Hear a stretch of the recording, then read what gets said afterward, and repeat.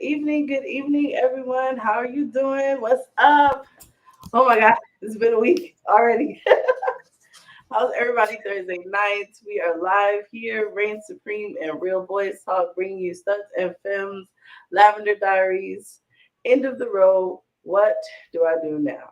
How are you doing, Amber? I am doing pretty good. I'm tired. I'm. This for me is my Friday. So yeah. This has been a rough week, and so I'm glad it's over. Very glad it's Yes, over. yes, yes. It has definitely been a task in that time. So thank you so much, everybody who's tuning in tonight. So this is going to be, or those of us who were there last week, and then also showing in for this week. We had some amazing couples last week talking to us about love and relationships, commitment. They were loving on each other. It was so cute. So this week we're actually going to talk about. All right, so the love story, it turned out not to be the prince or princess turned into a frog. So the relationship has ended. So now we're gonna talk about what do I do after that? Like, do I just go out and start having sex with everybody? Do I sit at home and cry and eat a gallon of ice cream? Like, do I go slash her tires or do I go kick his mama in the face? Like, what do I do? So today is we're gonna talk about what's healthy, like and legal to do. I we do not condone violence here. No, we do not. We do not. However, I ain't testifying on nobody. So you all grown, you do what you do. So um, so if you got any thoughts on that, and before I bring the panel up, I'm good. I don't just I want everybody to kind of take a moment. Again, we will say this throughout the time period. What you hear here, take it offline. Have this conversation offline with your friends, with your coworkers. It's not just about our community, it is about everybody. Right now, we need healthy relationships, and that's what we're trying to get everybody to have and want healthy relationships. And this also doesn't pertain to just lovers. This pertains to friendships, business partners, your work coworkers, bosses, everything is when it comes to an end, what do we do now? What's the next step? right? Absolutely. So I'm excited to bring our cast on. So we have some of our original cast. We also have a newcomer coming through, sharing space with us. And please, throughout this, if you have any questions or any comments, please put them in the comments for us, please, because we'll be able to look at those. We might be able to answer some questions in real time. So let me bring up everybody so that they can introduce themselves and say hello before we get in it. So hello, how is everybody doing this evening? Hello, hello. Great. Hey. Hey, hey.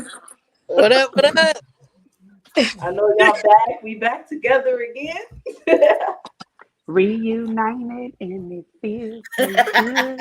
Oh, Hey, oh. okay. So I want everybody to take the time just to give your name, where you're from, and everything. A little brief bio before we get started. We can start at the top with B, and then we'll end out with Destiny.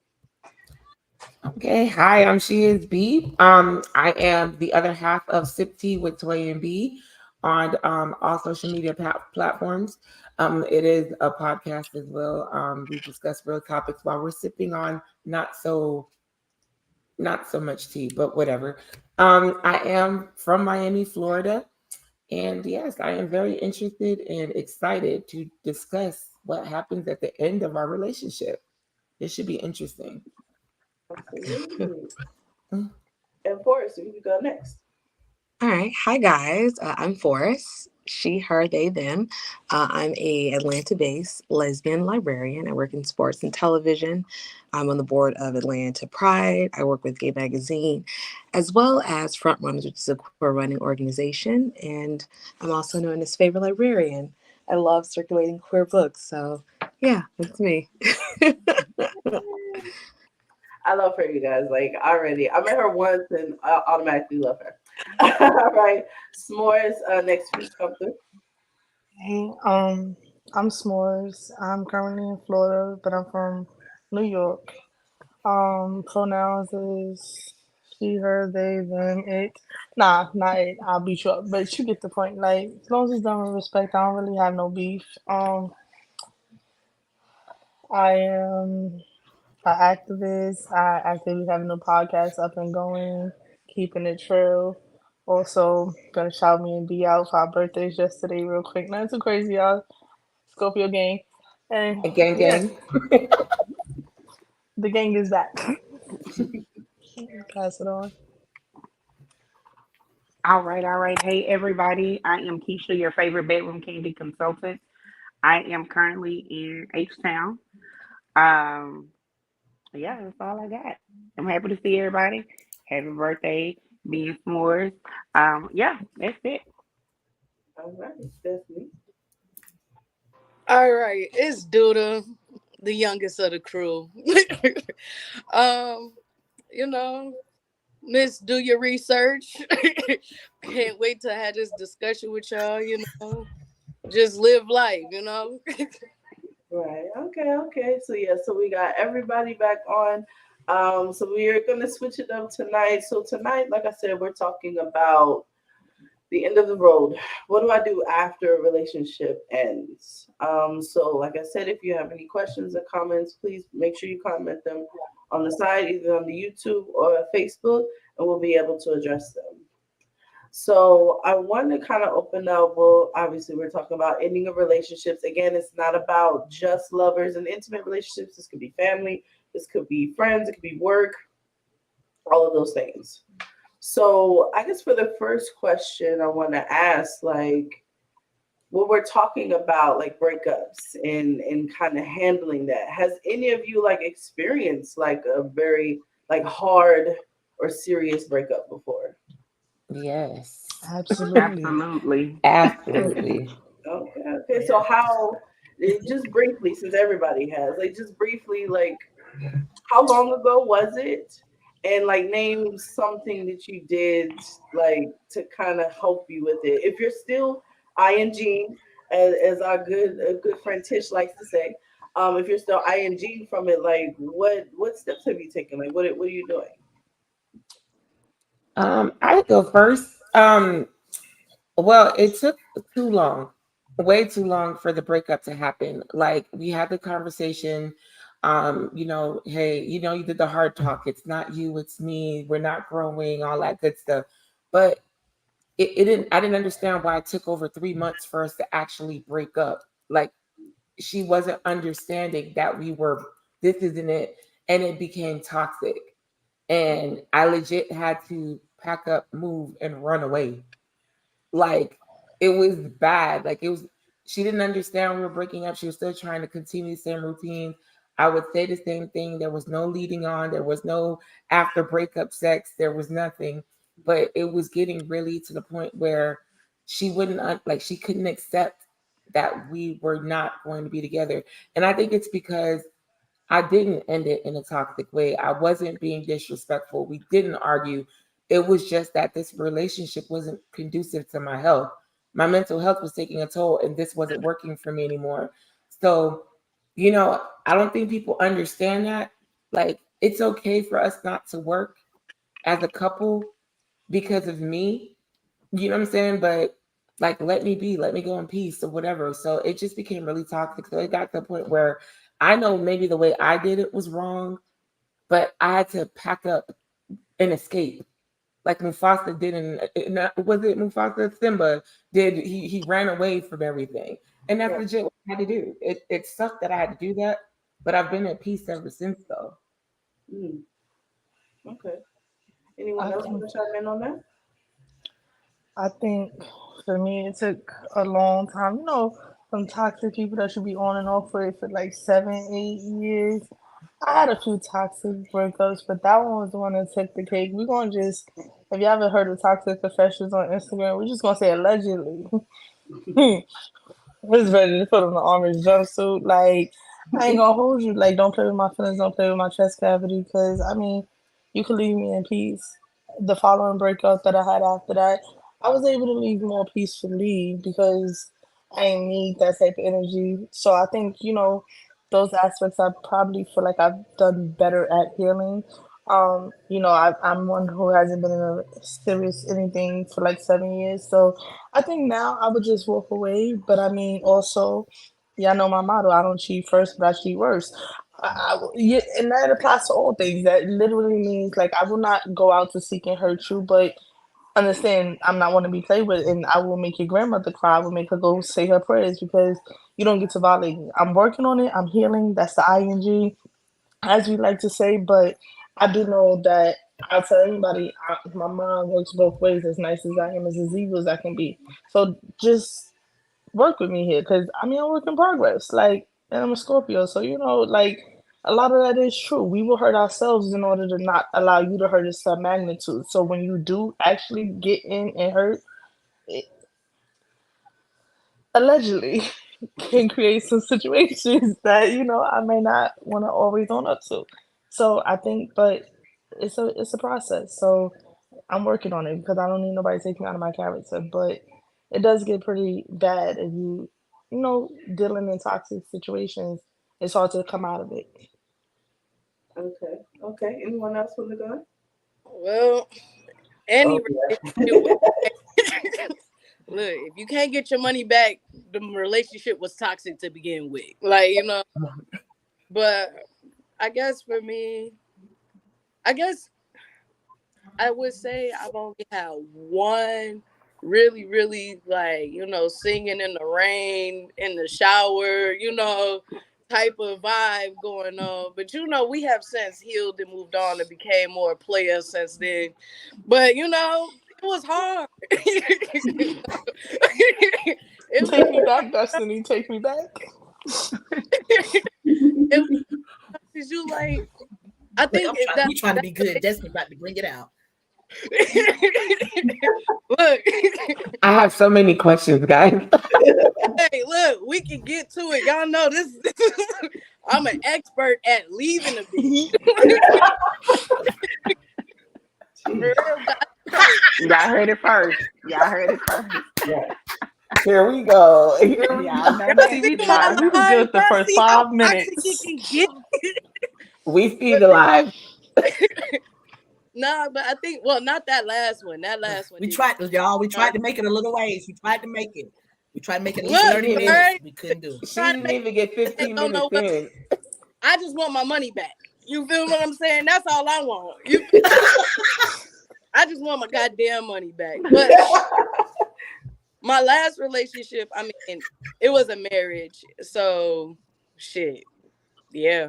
Acrimony. But So you the reason why Acrimony 2 is coming back? Right. Yes. yeah, look, I'm about to create 2, 3, 4. I got so many levels and perspectives we can go off of. Like, I'm ready for it. But I think that the only reason why that bothered me the most is because I am a very committed person. I'm goofy, you feel me? And it was probably the only one like that I really put my all in. Like, we had kids, we was married, you feel me? We had dogs and cats and shit. Whether they lived wasn't really an issue, but we had them. And Somebody cut Destiny mic off. I'm not doing this. I'm not doing this with you today. Cut her mic off. We're doing it with Look, Destiny yeah. today. We have to show out so quickly. We got it. Yeah. Every time. But like I was coming out of when I entered the relationship, I was coming out of survival mode. So like, that whole thing was just like it was a nice back and forth between who was right, who was wrong, and I was right. But I believe it. I support you, bro. But I feel like it's a rabbit hole if I ask the question. Oh, trust me, we can go down the rabbit hole. I got a hella carrots. Right, we gonna get to that definitely. We'll get to that.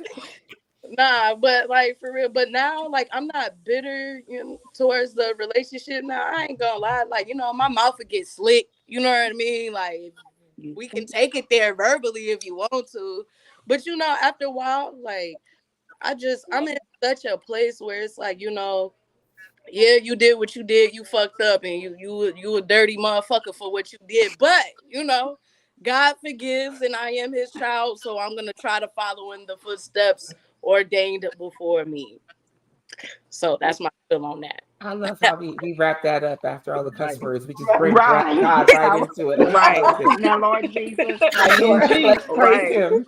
And then we give it to the Lord. And then we give it to the Lord. Right. Let's just wrap it Work in up. progress. Work in progress. Right. All right, Forrest, Keisha, would you like to chime in?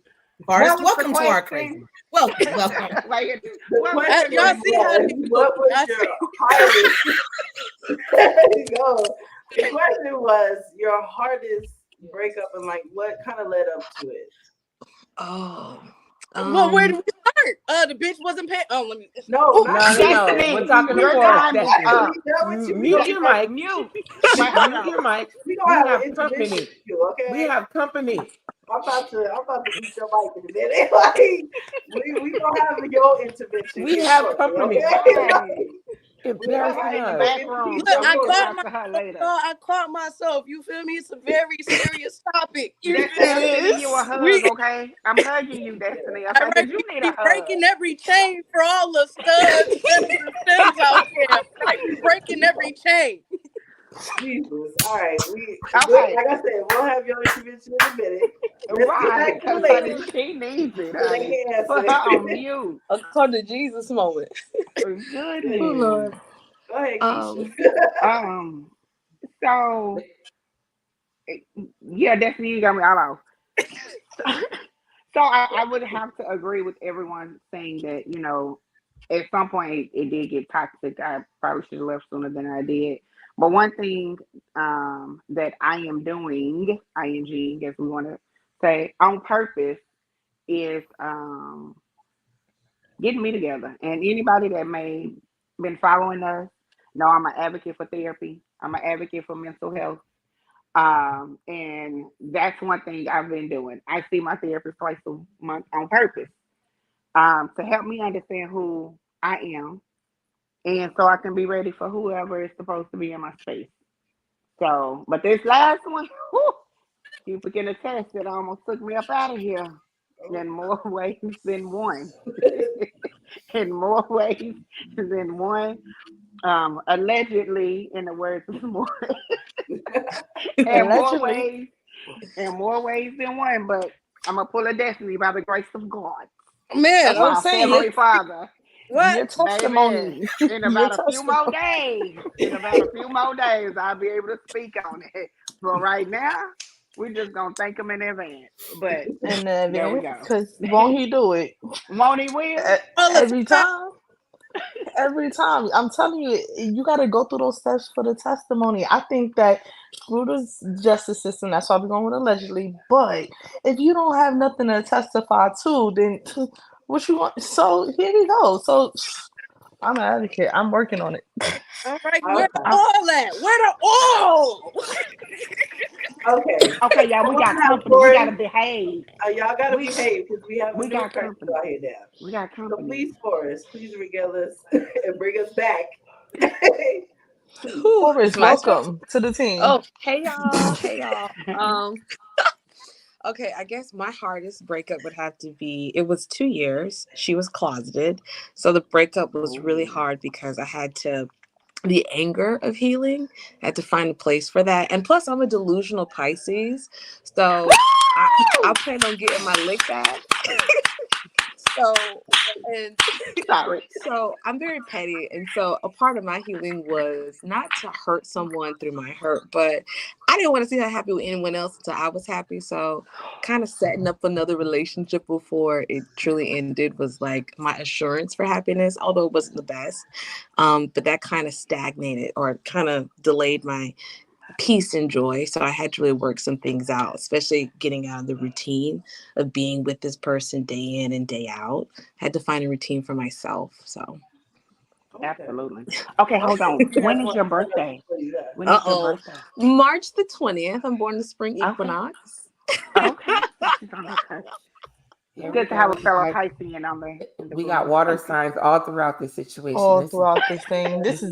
That's why it's so damn toxic. You Speak for just yourself. floodgates I'm open. evolved. Floodgates open. I'm evolved. Can't I've deal worked with on water myself. drown. Me and B every morning we posted something about healing. Don't worry. I be seeing you, B. Thank you. We working on it. But then I cuss then by the end of the day, I'm cursing everybody out. So it's a work in It progress. works. It all Okay. works. Balance. All right. So to Okay. get back You know, to what we're yeah. going, so since everybody's had the really hurtful relationships, the heartbreak, and going through it. So, and I heard some of the allegedly ways that you processed it.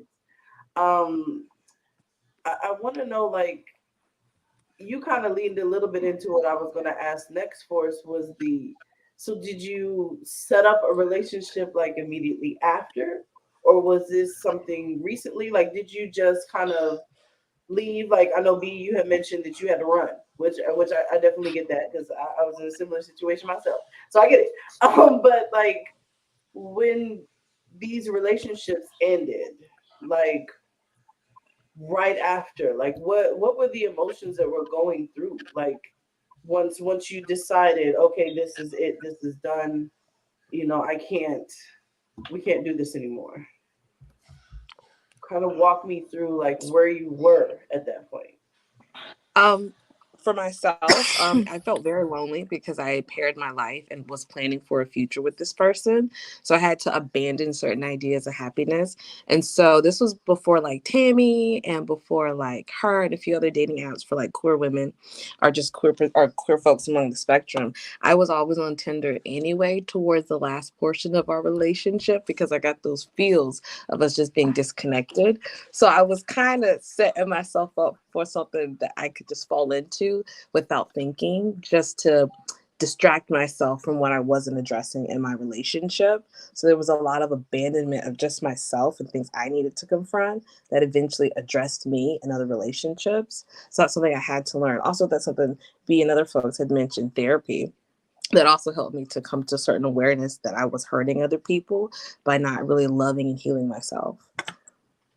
Okay, and Absolutely. forgive me, Cupid. I completely we got sidetracked. So I wanted you to answer the first question as well, and then the second one too. I apologize.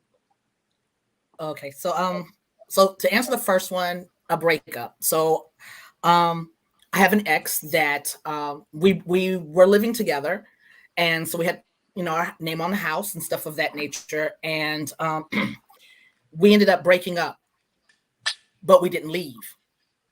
Mm, We stayed in the mm, household. So I can honestly say that and some people go, ooh, they live in the household and you can't date other people because then y'all still sleeping together. So and actually I didn't break up with her, she broke up with me. And when that happened, we were still sleeping in the same bed at the beginning of it.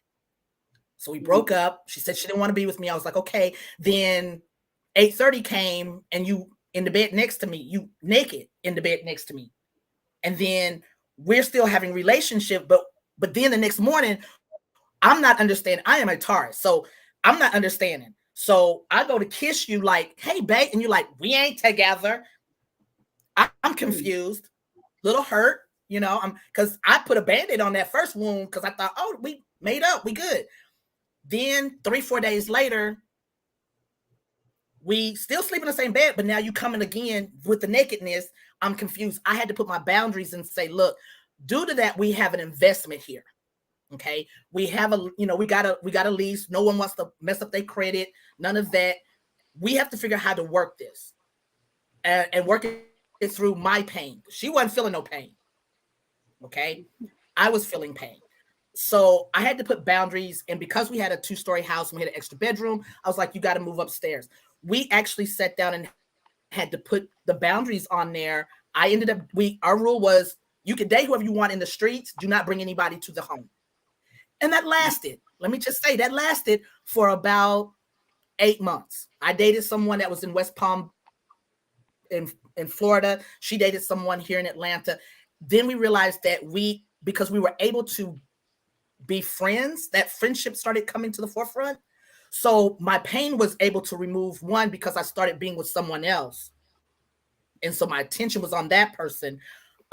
Then out of nowhere, some situations happened where I needed her, she needed me, and we realized we needed each other, and the love was still there.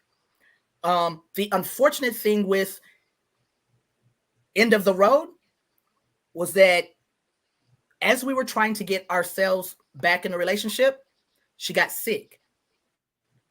And then, and I'm gonna say this, it's probably not as bad now as it was back then. So we were together when there was no legal marriage for gay people. You had to have a paperwork,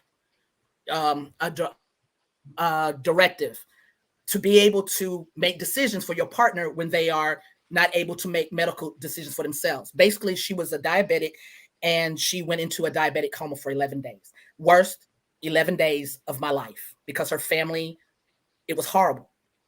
So not having her, so the ultimate end of the road for me with that situation was she did die. She passed away. There were things that led up, she didn't live, we didn't live Sorry, together. Amber. There were things that happened. Family was hard. So to be able to heal from that, I was able to heal from the relationship and understand that it never got the chance to really grow to be back the way it was.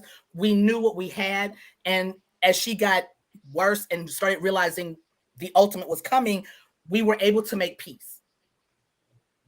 So technically she was able to heal me. And I think that there's a level of that, to me, is the worst breakup, is to not be able to know. I mean, like, I can't call her. Even if we were on a hate level, I can't even get my tires slashed. I can't get nobody to write. She can't come and be in my bushes. I can't go and be in her bushes. It is that is to me the ultimate of, you have to heal by yourself. You really are truly having to heal. And I think that was probably very hard for me in the beginning. And then I ended up having someone that walked into my life, and for 7 years, she showed me, put me back together. She healed me, and she basically put me back together for 7 years. And now I'm back. I'm able to be in a healthy relationship and be able to have healed from that. But I think that is where, I was on when it comes to the worst type of breakup that you could have, is to break up, have to live with that person, go through that piece and figure out how to heal and work through that, then have them get sick and know that you're trying to get back together. And then that is the ultimate breakup, is when family forces that hand as well. Right. You're welcome for those 7 years, by the way, Amber. I'm just playing. Yes, I give. I will say this, and hopefully, I know she's watching, or she will watch, or she will know. She has always said she's the cleanup woman. So basically, she's like, she gave me all the things that I needed and put me back together, and loved me and let me love her. And so that I could be able to love someone that is actually the person, the next person. And I actually was able to love her. So now she's with somebody that loves her just as much, So it worked out. It actually worked out really well. But yeah, she's always said that she was the cleanup woman. So. And I've been in the middle of it all. But yeah, she gave me an amazing 7 years to. Yeah, I was the Keisha's other my woman wife the number whole 2. time. Yes, there you go. You was the other woman the whole time? Yes. I'm the other woman the whole time they was together. And now if she with somebody else, I'm the other woman in that relationship. Oh, we're all in that relationship. Look, me, Keisha, and them, we're all together in that one. Yeah, we're all together. That is not a poly. Amber, yeah, we all getting married. I'm a package. Look, we come as a package. So just know. And whoever out there for me, Amber comes with me too, and they come with me too. Yes. Okay, don't try to figure it out. Just know it works. Okay. Well, yeah. Please understand, I am very protective of those that I know. I'm very protective. So yes, don't play with them. Don't play with them. And we've said this. I know me. I love y'all friendship. Y'all kill and me. Destiny have both said, if you are not down to handle these women that you see here today, leave them alone. The three of us have said that. Do not fuck with these ladies that are on this show, because we will come for you. And don't mess with the studs on here, because I will show up. Allegedly. Allegedly. All I can say is I have to remain silent on this public, but y'all know what it is. Y'all know what it is. Oh yeah, you the police. Yes, you the police. Remember, Ah, but Oh She, yeah, she's that's really the right. cleanup crew. That She's part. really the cleanup crew. Right, right. So, and thank you there you for go. sharing that with But us. yeah. Now I Definitely. forgot the I second. know there's Hopefully I some answered the people. second question. I'm not sure. Oh, so the second, well, yeah. Well, I wanted to say first again, thank you I'm for not sure sharing if I that with answered us. the second.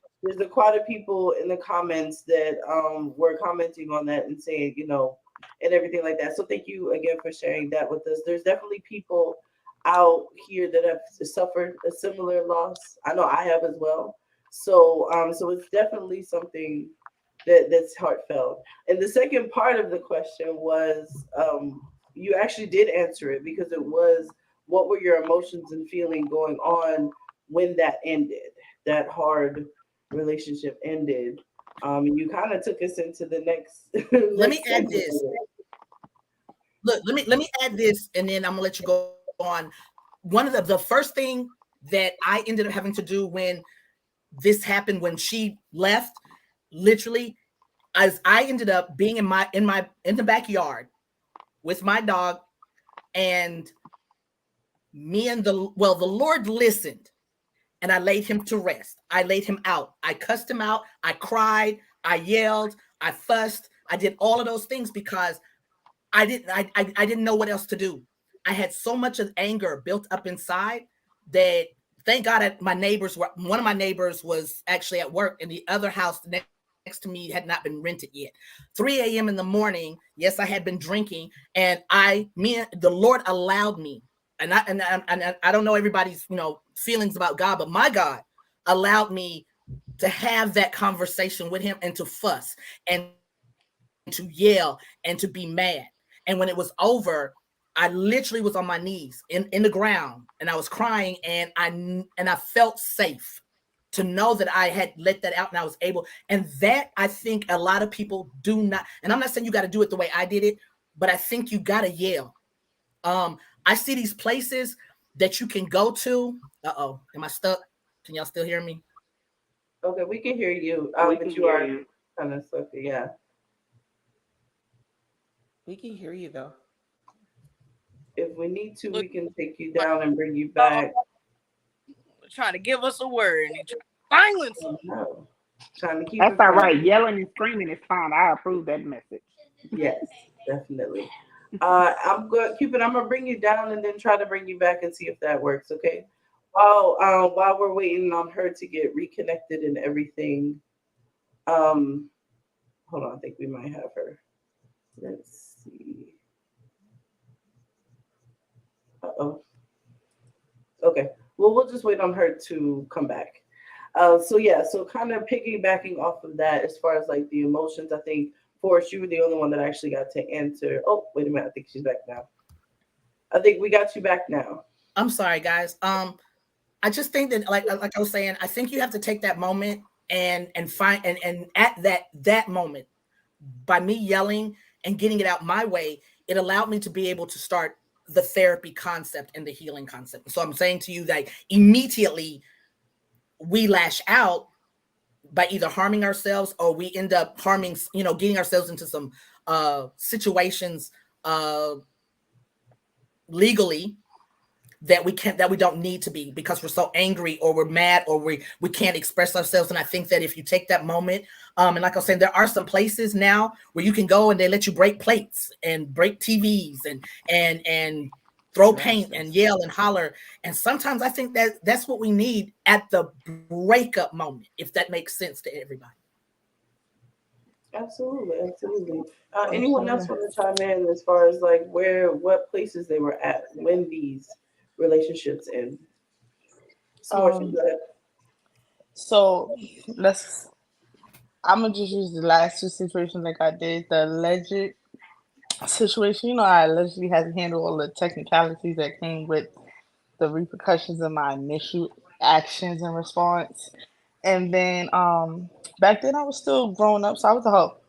So we just jumped into things and did the things that we did because at the end of the day, I'm not gonna lie, like her best friend, all of those things. Like we got real petty. So it didn't stop. But then fast forward to the last one, and I ain't gonna lie, it, as I always say, it kicked off my healing journey because at that point even though it was bad, I had to also ask myself, why did I allow the things to transpire that did? She was not a bad person, but why was her worth more important than my worth in any situation? And at 25, 26, to be able to even ask myself those questions, it kicked off my journey. I came down to Charlotte. Um, I learned some really, really hard old school heartbreak songs like Sir Charles and like the you're sitting on the porch. Mind you, I'm a city kid, so sitting on the porch with tears in my eyes to 4, 5, 6 o'clock in the morning. And after that, it started me to ask a lot of more questions to myself. And then the more I started to ask the questions to myself, like I still look at a lot of people in this day and age that can hop in and out of things. I will entertain, but I will not hop into anything until I feel a certain level of certainty. Because at this point in my journey, you can't sit with me, you can't sit with me. And the things that I desire and the things I seek now is different, because when I look at it, I'm like, yo, you really, in February, I'll be walking into 7 years of being single, like not an actual commitment. Now, have I dated and stuff? Yes. However, now in this part of my journey, I'm also watching the universe bring me in people that is similar to the things that I actually seek and desire. Whether they're the one for me or not, we are still working those out, because it's very hard for me to give that to anybody because I done sat with myself so long. However, I'm starting to see that I wasn't asking for too much. I'm starting to have those realizations. So I would say the first time around, and I had several relationships before those, but those are the two ones that took my chest cavity to places, and I seen the difference. The first one was, yo, act a fool. The second one was, yo, deal with you. And now I think the last one, it shouldn't even be anything else after that, because I hope that I've done enough work that he just brings in exactly my wife and I can do the things from that point. And that's my goal and my prayer. So it's stages, ing, but we're not gonna, don't ever look me up. So the alleged stuff, don't worry. I know a few good people in life, so I'm good now. But back then, I was wilding. I ain't gonna lie. I was out here just doing the things. So to me, it was taking that time, and people like, how could you? And I just feel like the fact that I did, it was very hard because I was blaming everybody around me. But the more I took the time to really just get to know myself, the more it was like I'm watching my dreams come true. I'm watching the things in me that I didn't even know I needed to heal, because, again, as a mass presenting person, as we keep saying, the femmes do not want to deal with your shit, but they want you to deal with this. So therefore, Mm, there was things that was mm. buried in me that I didn't even know Don't was start. buried, because I didn't have nobody seeking those things in me. And now, even without being in a relationship, I'm watching God and the universe put people in my life that is able to speak to me in a way that I'd be like, God damn, woman, you ain't even got to talk to me like that, but please continue. So that is where I'm at. And now I'm watching me just call into those things. So I'll tell anybody, it's stages, but also be able to acknowledge your stages, because now that I can look back at hindsight, I literally watch me hop in and out, mix things together, do those things, and then now I'm in a place where it's like, I think a part of me being a Scorpio probably still have a lot of petty in me, so we gotta test this theory with the next one. However, I think I'm in a stage where I might not have to do those things because I have learned so much. But I haven't proven the point yet because I won't let them get close enough yet. So that's what I will say. ing, that's okay. I'm gonna go to you, B. To kind of piggyback off of what Maury said, because we are both Scorpios. Um, Same for day, me, baby. yes. But I don't really let the Scorpio thing get to, like, dictate how I move and operate stuff. But with the breakup situation, I dealt with some really petty stuff because, like, in the previous show we did, I told y'all I'm the Build a Bear workshop. Um, Studs like to get with me so I could build them up and send them to their forever homes, and that's usually what it is. So after you pour all of your energy, your effort, your money, your time, all that into somebody, and then you watch them pick up and go live the life you thought they were supposed to live with you with someone else, it's kind of tough. But then I also had to sit back and analyze myself. I could blame them, but then I had to take accountability for what I was allowing. Um, they came into my life with their traumas. They came into my life not having good credit. They came into my life not having their shit together. They came in already like they told me these things. But me being me, oh, I want to fix it and I want to build and whatever. But you can't play the victim to the bullshit that you allow. And I had to Mm. really, so after a while, like having the same, I was attracting the same type of people. I really had to stop and look at myself like, what is it about me that has this need to fix these people? What is it about me that has, like, why do I need to feel needed? And that's what I had to work in myself in order for me to find somebody that didn't need me to fix them. And that didn't need, and this was back from like addressing my childhood traumas, like things that I needed to feel seen. I wanted to feel validated. I wanted to feel wanted and desired. But none of the shit I was doing was making me wanted, desired, or valuable. No, they just made me accessible and an asset to them. They were the ones that were gaining from me when I was pouring. I wasn't getting anything in return. The love that I thought I was receiving was basically them being comfortable because, hey, who wouldn't take advantage of someone who's going to cook, clean, pay all your bills, and build your credit, got good credit, will throw everything on their credit, and you don't really have to show up for anything. Like, you know what I'm saying? Who wouldn't take advantage of that? So I had to really step outside of myself and really take accountability. And then once I started actually pouring into myself the way I needed to, people started seeing that in my reflection. Like they were noticing. People were like, "Oh, your glow up is real." No, honey, I'm actually pouring in everything that I was pouring into other people, and I was building myself. So now that I put in that work into myself, Yes. being with somebody, I don't need someone coming to tear down the foundation I created. It's either you're gonna come and let's build a second level, third level, or get out my space because this foundation is built. So that's where I'm at, and I think trying to, navigate through that. Like prior to me even getting in a relationship, I was single for about 8.5 years. Yeah, I did single people shit and whatever, but I never found someone who was worthy enough to come and stand on my ground. Like, and people were like, "Oh, you're just up, you're stuck up, or your standards are too high." Why the fuck not? Why shouldn't my standards be high? Like, I'm coming into this with, like, what is it saying? What I brought to the table. Like, I could bring the table, the roof, I could bring the concrete, the bricks, I could bring everything to build this motherfucker, but you still concerned about the table. So it was just like, at this, I'm right. Like, you know what I'm saying? So it was like, why shouldn't my standards be high? What makes you better than me? What makes your standards better than mine? And, after a while of just seeing people, and then they cheat on you with women that they got to go build, or, that you consider less than, or whatever. And I don't judge people, but if you can't make a sandwich, bruh, I feel some type. I'm over here making gourmet meals and packing your lunch, breakfast, dinner, and stuff, and you can't even make a goddamn sandwich. But then yet you want to tell me, oh, like Destiny would say, oh, the fans expect you to put up with their shit. Nah, y'all choose to put up with those femme shit because the women that forces you to take accountability and stand on your shit. For some reason, you can't stand on my concrete with me because you're so busy standing in quicksand and you haven't even stirred the cement to even stand on your own. But you know what? That's neither here nor there. This ain't the studs versus femme. This is a breakup conversation. So Ooh, let me it go back. felt like you took it there, though. It just felt like you took it there. Did y'all feel look, I got a little blood. There's a little blood right here. She stabbed us.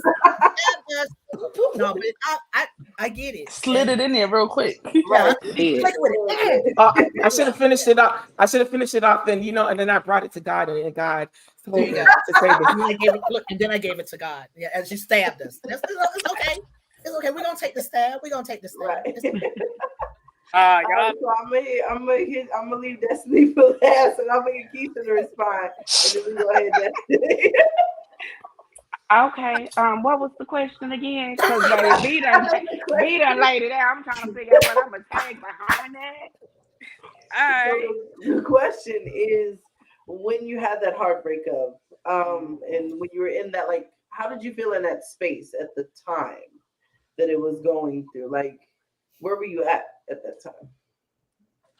This is being recorded right now. This might. It's all allegedly. Let's just put that out there. This is all allegedly. No, honestly, in that space, when I did decide to get out, I did what B did. I left like in the middle of the night and just took my shit and I left. In that space, I was scared. I was Okay. So where you gonna go? you know, um, what you gonna do? You're in a whole space where you don't know nobody. So what are you gonna do? That was where my mindset was.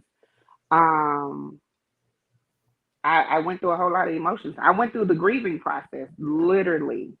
I went through a whole grieving process of, dang, I was with this person. Dang, you know, we were supposed to do these things, kind of like what Forrest was saying. All these things we had planned, and damn, here I am trying to figure it out. Um, and I did it one day at a when a day at a time was too much. I broke it down to an hour at a time just to get through. Um, and so fast forward, I left with whatever could fit in my car, and now my apartment is furnished. So for those that are out there that's going through, I don't know why this is being brought up right now. I didn't plan on saying this, but those of you that may be in that space right now, do know and understand that you can and will get through it. All of us on here can attest to that as to some point, but you can get through it.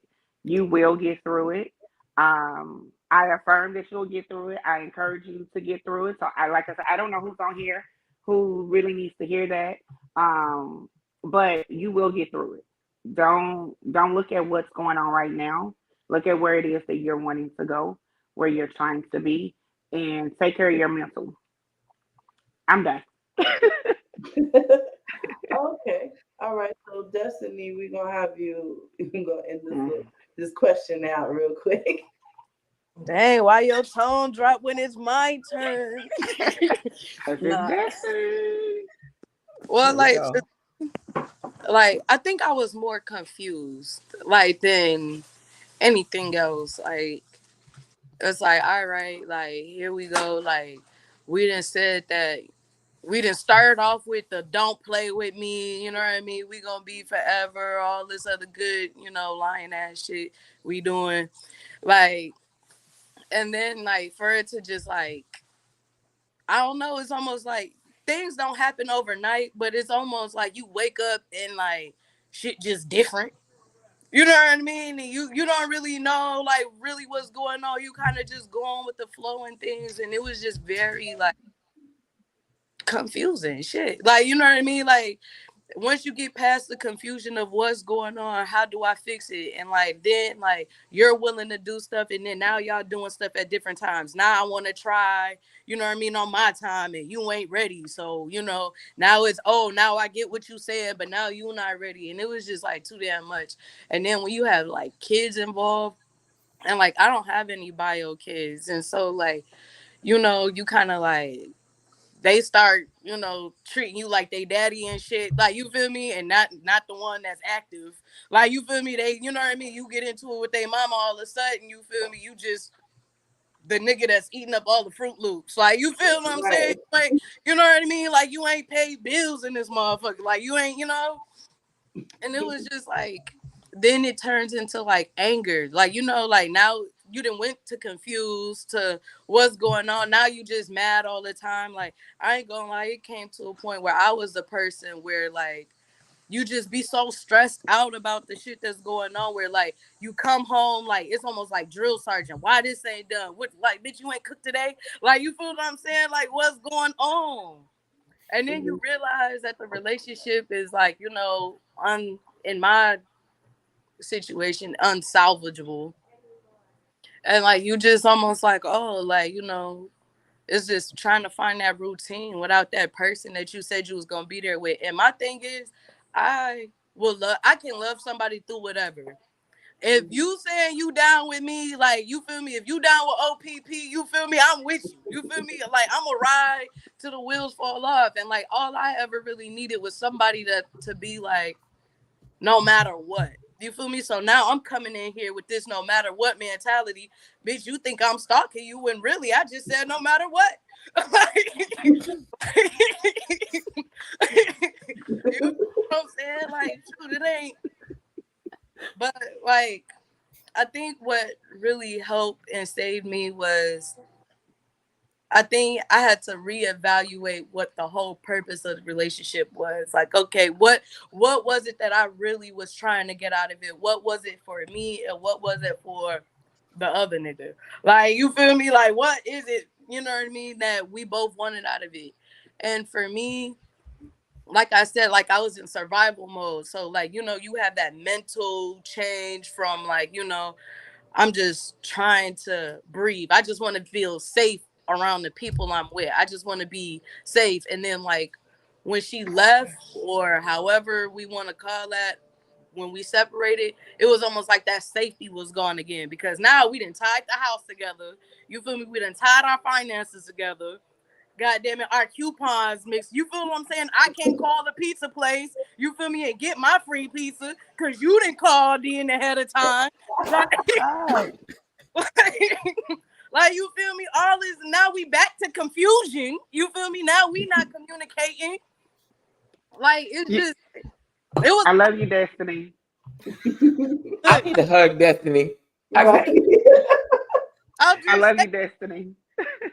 Shit, I didn't call 12 times. Like, she's like, who gonna give me that 12 pizza free? Cuz, like, see, it don't be the relationship, it be the money you lose in the process. You feel me? Oh my God. But again, like, but then it's back to the kids thing. Like, you know, if it wasn't the relationship, I think if it was like just a relationship without the extra kid thing involved, it would be a lot better. Like, you know, I taught, you feel me, taught the kids how to read and write, you know what I mean? You know, push little Johnny down the stairs when you get bullied. You feel what I'm saying? Like, showing them how, you know, showing them all types of good shit. And you mean to tell me, like, now we into it, I can't talk to them? You feel what I'm saying? Now you talking to your baby daddy and y'all got a schedule and now he picking up kids and shit. You feel me? Or maybe not even the baby daddy. Now the next dyke coming in thinking she can dyke better than me. You feel That what part. I'm saying? Like, you feel All right, Destiny, next you better talk person. about it. Yes, the next question. We're not doing it. Like, where's Forrest? That is true. That is true. Look, I'm with you. I'm with you. It's yeah, but let's true. talk about it. I mean, we I'm talk with you about when you're right, that's Destiny. always the next person that, you feel me, that complicate things. You feel what I'm I saying? think they be telling them. I think they be telling them. They be saying, "I need you bring a pack of pork chops so you look good when you come Man, to the door." No. Then we be Let me looking at tell like, you. wait a minute, We gonna get them their minute. We gonna get them their minute.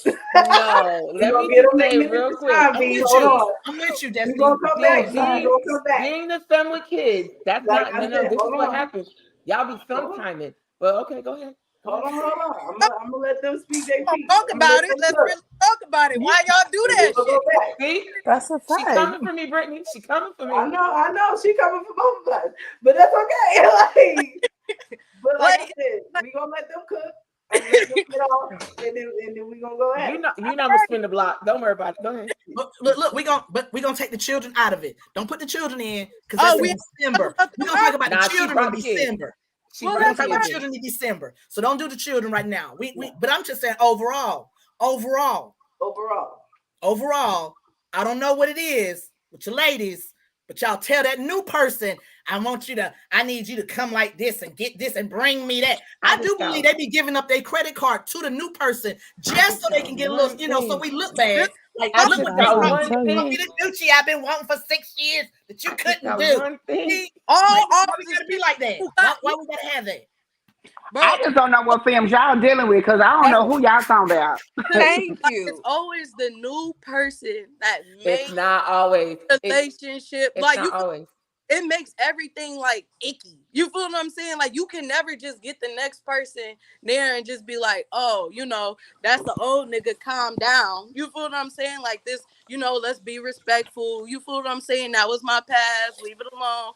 No, now this new nigga, you feel me, wearing boxes that I done left at my old house, at my old address. You feel what I'm saying? Let them in my Destiny. Mute I her. love Mute her, you. Mike. Mute her, Mike. I love you, No, you know what Destiny. it is? I'm a ride with you. You ready? You know what it It's is? Forrest's I turn. don't need your new boo to size me up. That's what I You don't feel need. me? Because that causes me to be I in your want. bush. It causes me to Listen, show it up be at the restaurant that you're at. That causes me to call Keisha on the phone and say, we riding, we going to Olive Garden because I heard she at Olive Garden today. See, that's what that causes. Don't have your new you feel boo. me? Your new boo I needs am to all understand. I am an No, no. ex for a reason. And I still can't respond. I'm an ex Not for a yet, not reason. yet. Almost. I'm gonna let the And I'm willing to ladies stand talk. on that X for a reason, but don't push me. Don't push it. It's Forrest It'd be turn. like, little CJ birthday. So you gonna S'mores. still stop by, huh? S'mores. It's Forrest turn. We ain't doing this. I'm just saying, hold on, My because it'd be Say it. little Say CJ it. birthday. Go You ahead. come over Forrest. here and you dropping off little CJ his favorite cakes because you told him, and then now the ex went and bought 2 pair, one for this year, one for next year. Like, nah, you was doing too much because I already told you we had an agreement I was gonna get that video game for his birthday. You feel me? But you tried me, and now your ex sitting there and we all sit on the couch. Oh, she wanna ask if I smoke. I don't want your stuff. Like, why you in my house? Why you? Why Hold you on. name on emergency contact card? If it's It's free, like, I'm broke. You ain't nothing got insurance. You got good health insurance, partner. Yeah. you I feel feel me? like the thugs, like y'all he don't really, even know y'all you. got some built I up. feel like they coming for. Yes. I want to Because say CJ something, don't but I'm even know trying you to. for real. No, we trying to respect. CJ don't even know you for real. CJ know me. Me and CJ, we got matching socks and t-shirts. I told him how to tie a shoe with the 2 bunny ears. Like, what did you do? You wasn't there with us shooting in the gym. I've been taking care of this kid since she was 6 months pregnant because she told me that she was in another relationship with somebody and it didn't work out. So I stepped up because I'm a real man. And now here you go. What? You think you're going to carry him across the finish line? Nah, that's my kid. You gotta I know ask me we for got. visitation rights. Like, I just got one quick question. Y'all need a hug? Do y'all need a Look, hug? Because I'm this gonna will tell you the maybe worst. I just want my. You wanna know I the just worst? want need a whole nother segment. Destiny. I just want You my wanna know the family worst? back. You want to know the worst? I'm gonna tell y'all the worst. Here's the worst. That's The me worst did is this. this. The worst is when your ex gotta call you because she needs some, her light bill, her car note, because that other motherfucker that she with ain't doing it. See, that's when I have a problem. See, that's when it triggers all the healed now has to go into healing again, and I got to call Keisha and all my therapists on the phone. See, Nah, the daddy in me, the toxic daddy in me, be like, all right, I'm coming over. And I'm coming with the groceries, and now I'm laying it down. And you know what? We're gonna leave the real evidence right there. Now screw her in the same bed, and your juices and mine, because that's the real nigga in me. Because at the end of the day, you I'm should gonna have leave stayed some over evidence here, that I was in the and I'm house. that childish. All right, hold on. I'm gonna leave some She's evidence that I toxic. was there. All right, Okay, I'm I'll sorry. let y'all Okay, I'm cook. sorry. So I'm Okay, I'm gonna sorry. let y'all cook. So y'all gonna have to chill out for a second. I'm just clutching my pearls over here. Same. I'm Like, real nice. So I've I'm been gonna let paused the because I ladies cook can't now. respond. I'm gonna let the ladies respond. Okay, I'm sorry. Okay, I'm gonna Go touch ahead, base Forrest. first about the kids, the ex, and whatever. This is what happens after a breakup. Because before the new boo comes into play, here you go with your funny acting self because you in your feelings, and you standing outside the window with the boombox singing all the little sad love songs. And because I'm not giving you no play, and I don't wanna fuck you no more. Now here you go. Now you sometiming with the kid that you got their iPad situation. You got the iCloud. You can FaceTime him. You ain't gotta talk to me. You can FaceTime him by himself. I don't care if he only know how to push 2 buttons. He know how to FaceTime. Because guess what? He play Roblox with you all the time. He do all that extra stuff all the time. But guess what? No, all of a sudden, you don't know how to FaceTime the jit. You got to talk to me only. Because you got to talk to me and communicate to me to talk to the kid. But I don't want to talk to you because I'm healing too. Because I had to deal with your We're fucked up shit. family. It's great. We're not no family. We broke it up. You need to talk to the jit. You need to talk to the jit by yourself. Just like I gotta talk to that jit solo, I gotta talk to that kid by myself all day, every day. When he in here crying for the fried bacon with the little sugar crispies on it, I gotta do that by myself. You don't be in the kitchen with me. It be me by myself. But no, when he want to FaceTime you solo, it gotta be a family affair. Nah, bro, I don't need to be there for you to be your part, as you say. Now somebody else steps in and wants to be that part and be the family. Oh, I want my family back. Now you remember you step dyke of the world or whatever as you call it. No, y'all just toxic. Let it go. Because guess what? When you had the moment to do that, you wasn't trying to be about the child. You was only trying to talk to me because you wanted to have that trauma bond. We both broke up together. We broke up. Yes, we separated. Yes, we stayed in the house. You told me I could keep the house. Matter of fact, I probably paid for the house. Then you left. then you live in a Principles change situation. a lot.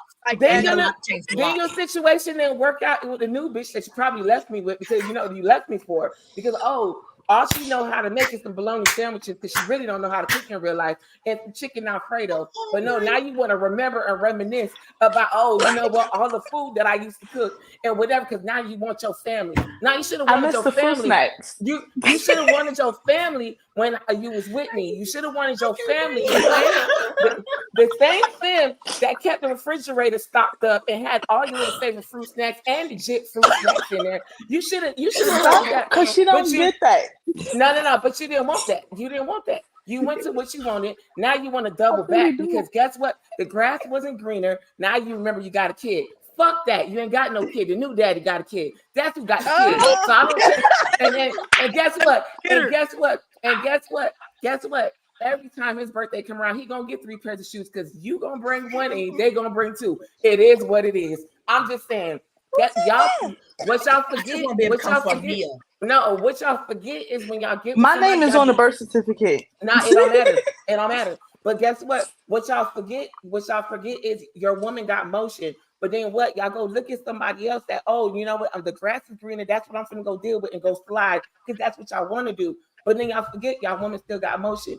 Then when y'all see somebody who really is paying attention to her and doing all this stuff and being a step parent to that child, y'all in y'all feelings. Fuck your feelings. Hell yeah. I don't care about your damn feelings. I'm gonna go ahead and say it for the studs out there. Call everybody. I'm not that one. I'm not the one like that, but I'm gonna say it for those in the back. They saying they're going, hell yeah. You're right. You are right. We still got the Femmes, though. We still, because I let y'all cook for a minute. It wasn't on the fence. I had to say because you ain't gonna do that. You ain't gonna do that. Keisha Forrest still gotta weigh in. Okay. Go ahead, Forrest. I'm gonna let you go. She's about to choke I'm gonna throw my 2 cents in. I didn't prep Forrest for this. I didn't prep her for this. I'm sorry. Lord. I'm glad I'm drinking Crown tonight. But for me, I love me some dark liquor. So for me, I used to run away from women that had children because there was always their stud or masculine presenting partner that was still in the picture. And it's always the one that they tell you not to worry about. That's the one you should worry about. That's always in the pocket or in active duty, ready to just jump in. They know the routine. They know their likes, their wants. And one thing I've learned is that intention cannot compete with history. Like when someone has a past and history with that, it don't give a damn how romantic, how intentional you are. If they are going to be where they want to be. So I've opened myself up to dating women with children, and it has been a different experience. I'm not gonna lie. Children should be left off the table, but when you impress on a child, it's hard to break away from that. But when you are someone new, you want to, have a place upon it being appropriate in the child's life when that relationship intensifies with their parents. So it's kind of hectic, but I do believe that what's in the past is in the past. Leave room for new people. If you wanted your family, you should have did that while you were in the family. Outside of that, I gotta stay focused. Man, this was a lot. This was a lot. I'm definitely like, coming for me. Then that's we need family therapy. We really do. I'm sitting here like, Y'all Van Zandt. Nah, I'm healed. I got that. I'm healed. I got it. I don't know how you just went on that rant right there. She could be. Went real left. Okay, I know. Dang. It's the cancer in her. Okay, so therefore, because me and Destiny would go back and forth, and they would,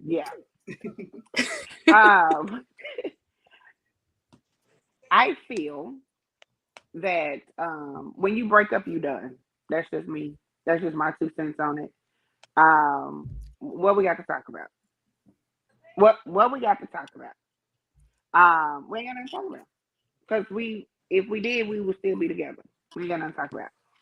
Now, when the little sweet baby children come into play, I have to go with my girl B. You ain't gotta call me. They got a phone. Call their phone. FaceTime them. They got a tablet. They got everything. And if you start worried about the next person doing for yours, make sure you're taking care of yours, so you ain't got to worry about the next person. Thank you. What if I drop the groceries off and he in there eating the cereal? Well, damn. Let hold them on. go. Let them go. I gave y'all your Hold moment. on. We're Hold gonna let on. Keisha finish. Hold on. Now, okay. And maybe that's the people that y'all are used to dealing with. I'm not sure. That may be your testimony. But then the mature woman says, yes, this is who I'm with. And if you want to come in, we're going to sit down and have a conversation. We're going to be adults about the situation. We are not going to be kids and be petty and things of that sort. Now, sometimes your feelings might get hurt, or maybe it's your ego and or your pride that's hurt. But you also have to understand, you chose to be a parental figure. So regardless of what happened between the two of us, your duties don't stop, just like mine don't stop. Just because I'm mama, I still gotta take care of that baby. So if that child or children mean something to you, then stay in their life. Don't be petty. Fact. Don't be petty on the fact that we ain't together, ain't doing this and the third, and then don't use the damn kids to try to figure out what I'm doing. Thank you. Please don't. Please don't. And on top of that, be an adult. I'm gonna be getting real out of character because my dick bigger than both of y'all anyway. Okay. Ooh. Snap. Ain't no way. So therefore, while we trying to swing and see who got the biggest one, I don't have time for that. I'm sorry. I said it and did. Period. All right, bedroom candy. Just because you get a discount on your little backpack, don't mean that you feel what I'm saying. Let me tell you. My backpack attack is real too. All right. All right, well, Destiny, thank you for the plug. So yes, I am your favorite bedroom candy consultant. If y'all need a dick and swing it or something else, please let me know. I will put my website in the chat. Find me one bigger than yours. So you can never have one bigger than mine, boo. You can never have one bigger than mine. We're gonna take away that we got together, we don't have no kids. There are not kids involved in it. And when you break up, we say that we over and we through. Then months ago down the line, we'll say about 2 months, and then we see each other out. It doesn't mean that you got somebody or I got somebody, but we see each other out. And it's been a minute, I know you. I know what you, come on, ladies. You already know how we work. I'm going to brush up on you. I'm going to tell you smell good. I'm going to talk nice in your ear. I'm going to bring up all the good, make you feel me like, girl, you looking good. I'm size you up and all of that. You want to have sex. Come on, be real. Of course. Why not? Because if that was the good stuff in our relationship, I'm going to bring all that back up. And y'all do it too. Don't act like y'all don't. No, don't act like you don't. Because here's the thing I have learned from Femmes. Y'all will go back to that safe one. Even though it was a little toxic, you'll go back. Now, I don't mean dangerous. Please understand. I don't mean the one that's dangerous toxic, but with a sprinkle of toxicity. No, the dangerous toxic be the good one. I can't with y'all. But I learned my lesson. I'm good. Even though you're in the healing process, you see each other out. You're looking quite nice today, smelling all wonderful and nice. We're gonna try to, we're gonna try it and see if it works. Sometimes it does. You know what, Cupid? Rebuke you, Satan, immediately and run. You know what, Cupid? Let me tell you something. No, hell no. You stink, you ugly. I'm gonna tell you something. I'm gonna be so real with you. It's so funny you said that. Sorry, didn't mean to jump in front of nobody. So again, y'all know I'm a firm believer in therapy. Learned something from my therapist just on that same topic probably last month. So I did this little exercise and she asked me about my first car and all the features that it had.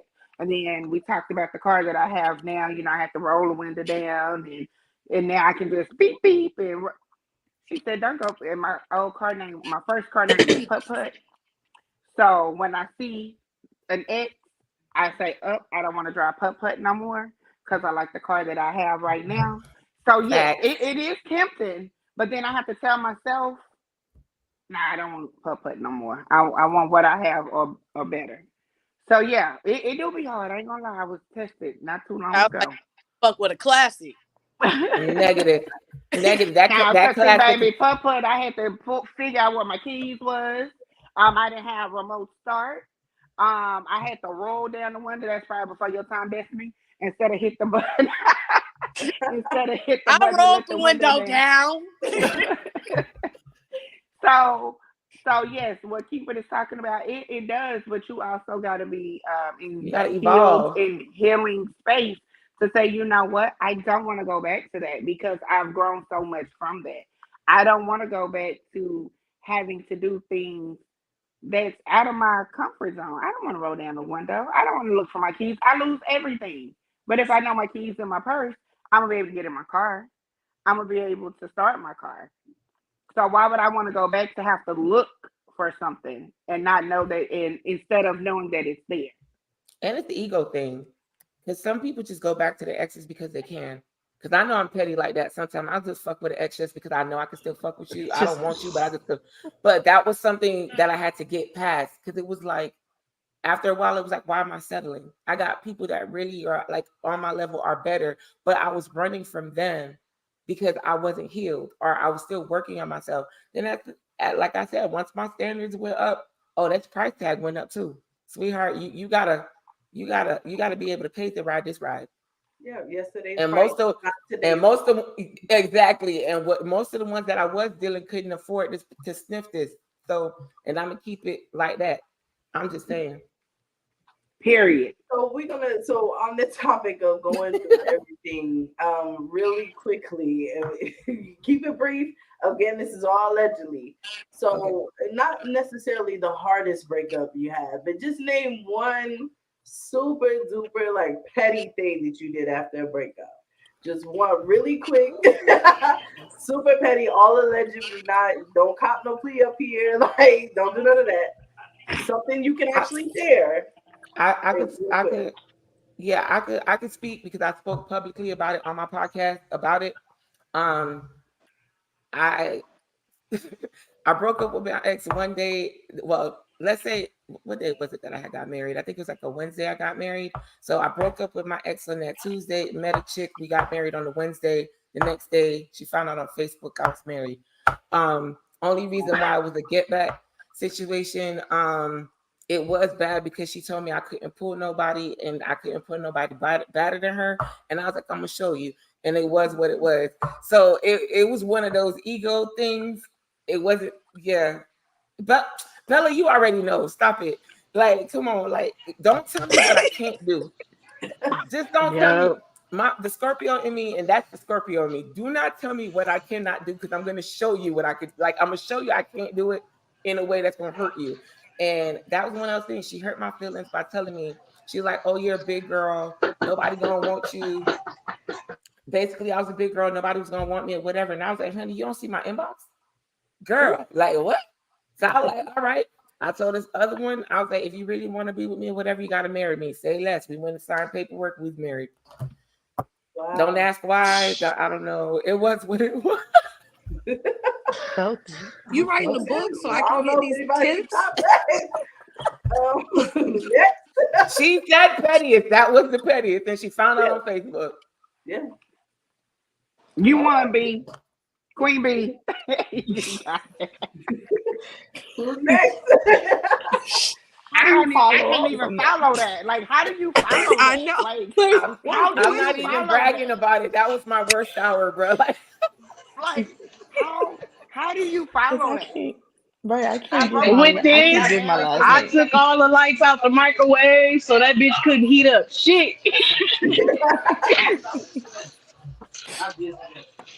Sure did. Took out all the little lights. She couldn't do nothing. You feel me? I done rearranged, flipped, and then in one relationship, I done flipped the whole house. So, bitch, the back door brings you to the front. You don't know where you at.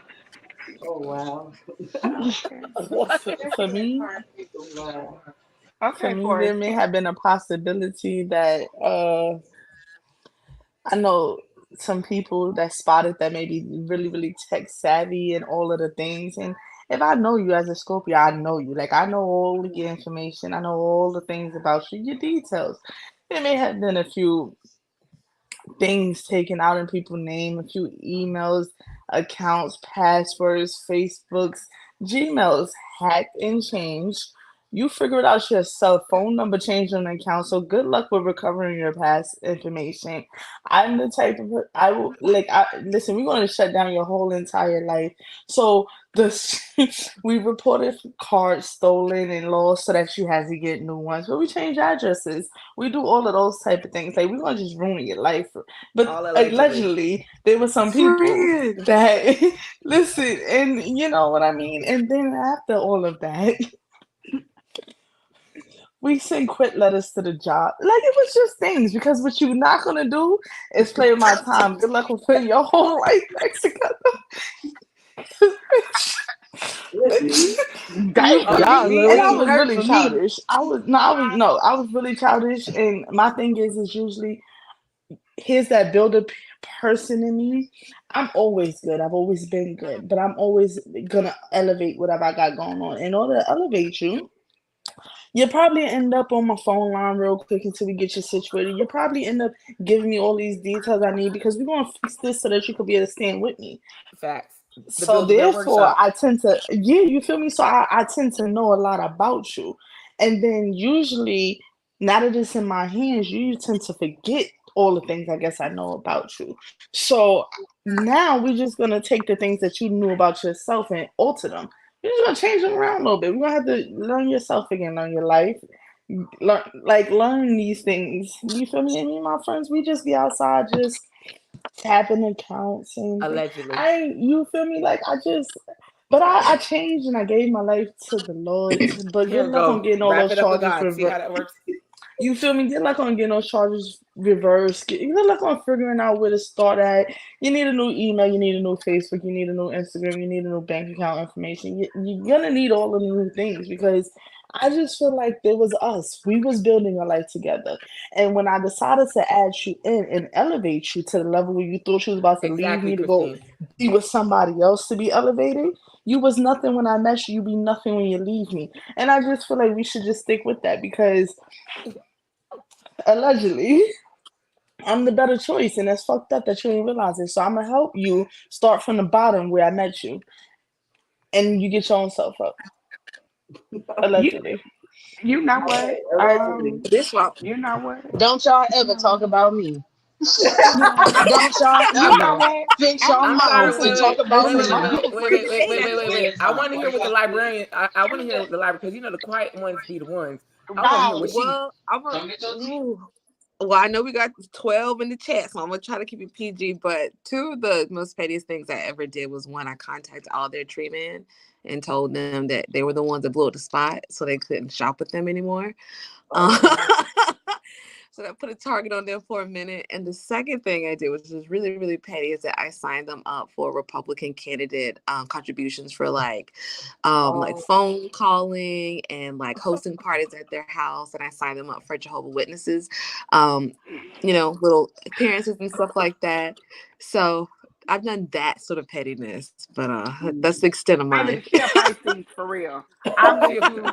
I'm with you. I definitely understand that. I definitely understand that. Now I'm gonna flip over to the other side. Now in this is not allegedly because I did it and they know I did it, so they knew it was me, so I don't have to put allegedly out there. Be clear on that. And she may or may not see it, but she can say, yeah, I did it because I told her I did it. So therefore it's not alleged. It was in one of those, it was getting towards the end of a relationship and I found that she was talking to somebody else and I confronted you about it and he was like, no, no, no, no, no, no. But again, like S'more said, you forgot that I know you, right? You forgot that I know you. And, me and the young lady had a conversation. She said she didn't know about me, and that's fine. I have no reason not to believe her because the person at the time said we wasn't together. I'm like, damn, we in the same house. We just celebrated our daughter's birthday. But nevertheless, let me get to the pettiness. So you forgot that I knew I could figure out where you go, right? I have that full access to you. And so I called up Miss Lady Ma'am and I said, hey, Miss Lady Ma'am, how you doing?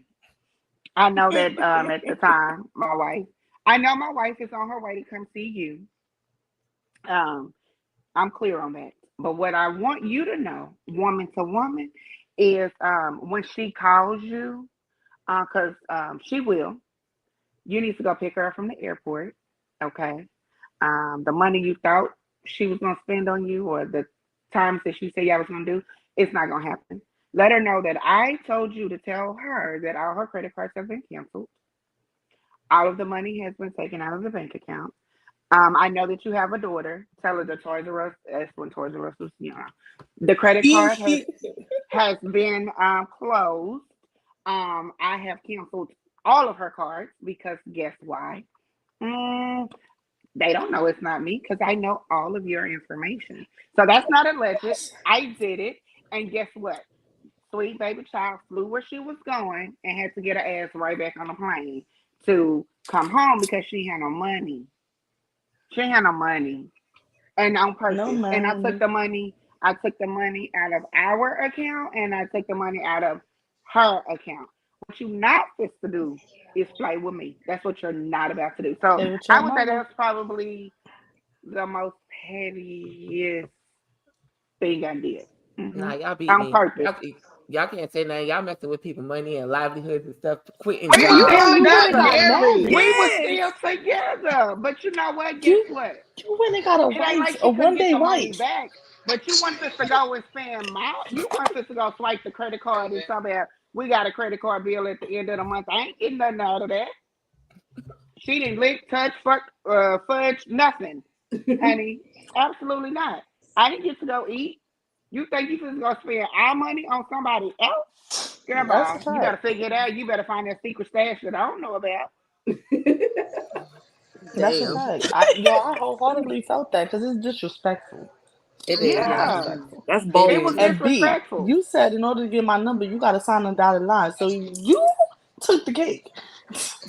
Nah, yeah, you You wildin', did. bro. That don't Yeah, even you make did no say that damn one. sense. Yeah, you need to in fact sit there and think about your actions. Put I yourself did. on That was mute. years ago.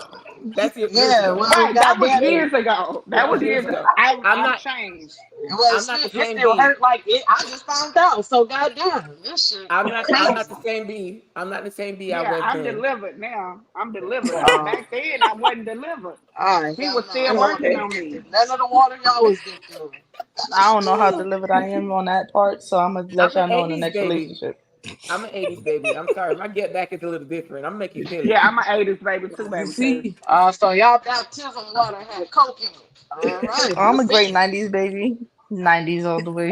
Okay, so I'm just okay, saying. so now that we did talk about the pettiness of it, and we kind of getting through this, I want to shift focus because in a little while we're actually going to get some questions from the audience. So again, if you have any questions for the panel, or if you just want to ask any questions about maybe your situation you're going through, please make sure to comment below.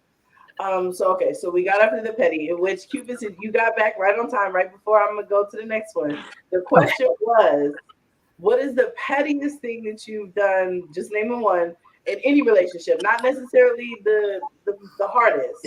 The pettiest thing you've done after ending a relationship. Oh, okay. So I was young, y'all. First relationship.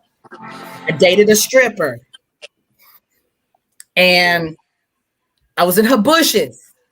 Oh, Yes, I was young. Y'all can't understand. I've matured. I'm not in nobody's bush. I would never do it again. But I was in her bushes. And I realized she was with somebody else. I had a friend that was of authority level, and I put out a restraining order on the person she was with that they couldn't go nowhere 500 feet near the person's house. oh wow. Jimmy, why you did that? Checkmate. Tell Checkmate. me, give me the plan. You see? I You was see? Y'all okay. can't say nothing about me. I I need ain't y'all to never do understand. I nothing like was that. You know super young. what? I I was need young, God to y'all. just give me a few Okay, more it was my playthings so I first. can test out this. This was like technically like my first, relationship kind of thing. A And restraining order on a new chick though. I was out. Yeah. I got the new chick. That's the good And friends in I was good petty. places. I It's mean, who you know. yeah. I mean, I would never, and again, I have healed. I had to heal from that. Yes. And I would never do that. I would never be in nobody's bushes. But I did realize at that moment of me being in her bushes, looking in the window, that I might have stepped too far. But I actually drove my car across, like they lived in an apartment complex. I parked my car in the apartment, how the apartment parking lots are, so I could see when she got served and escorted off the property. Let's bring God into it. Go ahead, you've been delivered. And then I had to give it to God. There you go. Yeah, give it to Lord. Delivered a messenger. I am, y'all. I honestly will tell you, an older stud told me I was wrong. I think you hit it on the nail. I mean, I got lectured. Let's not think I didn't. I got lectured for doing it. It felt wonderful at the time. That's what I'm saying. I think you did a good job. I think you did great. But that was the best one yet. Realizing what I had done, I felt. Now I've never promise y'all. I want y'all to understand. It's like the third time I've ever spoke about it. But I did not apologize to the individual. Why should you? At all. Right. For why? But I would never do that or advise anyone to do anything like that. Well, I took your advice, and I just want one more plaything to test this theory. I don't think it don't work no more. But that was based. First of all, let me say that back in the day when it was easy to do things of that nature, you can't do it like that. Yeah, you can't. You can't do that now. Well, B, hook us up. Shit, give a nigga. Did you not hear me saying like, what do you patrol? Do you patrol roads? Do I got to give you a license plate? You walk around the mall, nigga? Like, ma'am, I don't really. That's now you want to be friends with me. Now you don't want to. Now she been attacking. D is my Scorpio twin. Stop playing. Please understand, we're very petty. Taurus, we are very petty. So no, clearly everyone on this panel is very petty. You didn't hear me get that. Everybody. Listen, you know what's so funny about it? Going through, I'm the only Gemini on the panel. I ain't said nothing because I can't. And we know you'll get back into what you did. Geminis are dangerous. Very. What you did. Tonight ain't about me, okay? No, tonight is about you. It's about you. We talked a lot about like all of the things that's happening going on when we've had like intimate partner relationships end. I kind of actually want to go into like ending of friendships and family. Oh my God. To me, I'm gonna be honest with you. I mean, I've known love in my life. I have. But I want to say that my ending of friendships probably has hurts worse. Worse. So I want to ask, like, before we get too late, like, what about some times where you actually had to end a friendship? Go ahead and start. I had to deal with a friendship where I felt like it was tough because now we're on speaking terms. However, it's never going to be the same. Reason why. I was battling breast cancer, and I was battling breast cancer for a very long time. This is a friend that I've known for years, like sister, that you come over my house. My kids know you. We're like always in each other's face and everything like that or whatever. And she would see me coming for my treatments and things like that. And then one day I found out she told another closer friend of mine, and she told them that basically I was faking being sick. First of all, who would fake having breast cancer? Like, who would fake their breast getting cut off? Who would fake all of that? It wasn't, you know what I'm saying? I was really going through traumatic things in my life. And because I wasn't dealing with the illness, how she saw everyone else dealing with it, she deemed me being fake. But I had chose in front of my kids that I didn't want them to see me sick. So I was basically like trying to put on. And in front of people that I wasn't close to, I'd put on. Like I put on the face and whatever. But the people that were close to me, they were watching me deteriorate. Like they were watching me fall apart. They would like legit shower me or like things like that. So to me, I'm like, you supposed to be my sister, damn near my sister. And you wasn't. And that was like the hardest breakup for me because like people don't understand, like this person knew me better than a lover would know me. This person knew me more than my parents knew me. And it was like, when I found out she would say things like that about me, and I was like, yo, like that destroyed me. And that was the hardest. I had to grieve the loss of a friendship. I had to grieve, like, and I'm not talking about you're grieving, like, oh, yeah, you know what, whatever. Because people don't like to talk about losing a friend, especially someone you deem damn near family. Yo, I was crying every day because we used to be on the phone every day. We built things, like we did things every day together. We were together, like, we were friends in second grade. I'm damn near 30. We're friends. Like, you know what I'm saying? And this is the hardest times of my life. And you're not there. And you're not present. But then yet you're going to tell me it's fake because you can't deal with the shit I got going on in my life. So now we're in our 40s and you're going through shit now. You're going through stuff. And mind you, I had kids early. I had my first child at 19. I had my, like by the time I was 23, I didn't have any, like I was done with kids. And I've battled different types of cancers throughout my journey. So people who've been around me watch me go through that. Like my testimony is real. And now, she decided to have kids later in her 30s or whatever. She's talking about being a single parent. I was been doing that. Like, then you're talking about, oh, I got this type of disease and this and that. What do you want me to do for you? Like, our friendship will never be the same because when I was going through it, it didn't matter. But now you going through it, you want me to pour into you. Sis, we ain't sis no more. You're an associate to me, bro. Like, that's what it is. But you allowed me to grieve that friendship. Not one time did you come and apologize. Not one time or whatever. I legit had to heal myself, accept the apology I never received, and accept that and move forward. And I see you for who you are. And now, like, fuck it. We not friends. It's a hi, bye, what's up, this and that. But as far as, oh, we gonna be best of friends all over and let's pick up where you left off. I don't care about your relationships. I really don't care about your kids. I don't care about anything you got going on, real talk. Because as far as any stranger on the street, I don't care about that with them. So what makes you different? You showed me that we was nothing but strangers when I was in the paint. You should have been in the paint with me if we was friends. That's how I feel about it. So healing through that was tough because I had legit had to, man, when I tell you I used to crawl into myself, I'm telling you that breakup was so fucking hard. That was the hardest damn breakup. People don't understand that you can love your friends more than you love yourself. I would get this girl my last. I would get this girl my last. I would drop everything, drive 2-3 hours to be by her side for stupid shit. If she want to go bust windows out somebody's car, I'm right next to her. But every time Allegedly. Allegedly. allegedly. Very much But allegedly then, for you.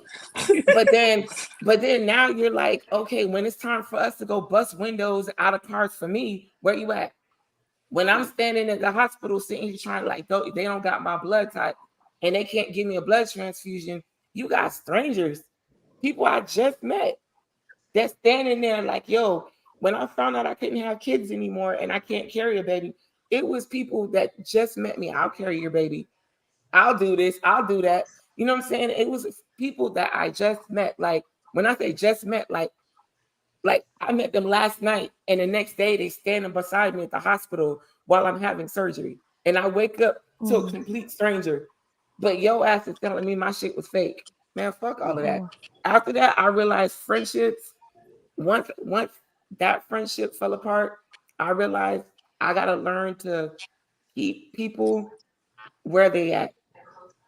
Like you can't expect so much of people. A person's gonna show you they're human and you need to accept it. Stop putting all these expectations on people. Cause I feel like had I not valued our friendship at this level, she showed me that she wasn't my friend back in second grade. But I loved her so much I carried her. For what? Now you can't sit with me. I see you, what's up? Right. Ooh. Yes, yes. And like I said, sometimes for some people, those family and friendship breakups are way worse than It was intimate worse. partner ones, especially if, like you said, y'all been since second grade. Like, yeah, that's pretty tough. Anybody else want to go next? Oh, S'mores, you got that. First of all, B, you got real niggas in your circle now. You feel me? So do understand. You feel me? And that's legit. Like, cause at the end of the day, whether today or tomorrow, I treat my friends on the first day the way I would treat them in 15 years because you treat people with respect. Only way that changes is according to the person. Period. So that's Exactly. number one.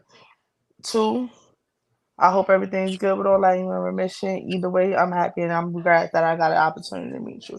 And I'm gonna just acknowledge that for real. I, I Now, appreciate that, love. as a Scorpio, she hit it on the nail. And I mean, this person is still actively in my life, and I ain't gonna lie, this statement, this is probably about to be as transparent as I could be because it's still a work in progress. This person came into my life like a raging bull. I tell all my friends, I don't ask for y'all, but I don't stop being who I am to nobody in my life. But I'm cool with keeping people at bay because I got me. I can't get at to anybody unless you show me. And this person came in Mhm. like a raging bull. Nah, you gotta let somebody love you. What does that even mean? Like, made me be the little spoon for the first time ever in my life to understand what that even feel like.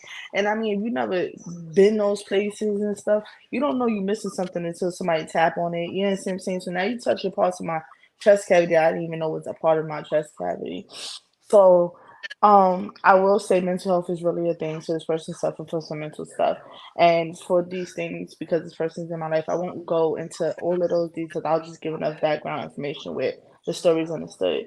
And this person paid attention to me in a way that I didn't even know I needed to be paid attention to. So therefore, like I said, awoke the Yeah. things in me that I didn't even know was necessarily sleep. So you done sat here and broke down these barriers and walls that I didn't even know was a thing yet. Even though I know I keep a wall. The walls you broke down, I didn't even know existed. That's how tapped in you done came into my life. And we went and you watched people do all the things to me and you was like, no friend, they don't get to do this to my friend. They don't get to treat you like this, whoop de whoop. And in a split second, whether it's your mental, whatever the reasoning was, you turned around and did all of those things to me. To the point, like when I tell you I never had a I've had many of the nights and situations, but the level of blacked out from just sleeping pills, all the things. So I couldn't handle the level of hurt that I felt in my chest cavity from this person. Like real life tears, crying. Like I showed up at my brother's birthday party and my whole family was worried about me. They thought I was on something else. You feel me? But in reality, I was just so broken in my spirit because I didn't even want to get that close to nobody. I didn't ask you for this. You sat here and you kept knocking, kept knocking, kept knocking. To the point that I turned around and lost my brother, and in my drunken state, even though we wasn't talking, you the door I knocked on. You feel me? In my drunken state, that's where I found that tone. So I fought back again for this friendship and all of the things because a part of me felt like I needed it. I needed somebody that could see me to, because even though we make mistakes, I've made mistakes, and if everybody held me to a fact of they kicked me out of their life for my mistakes, I probably wouldn't have many people because I've fucked up, but not on that level, but I have. So the second go round, it could never be the same.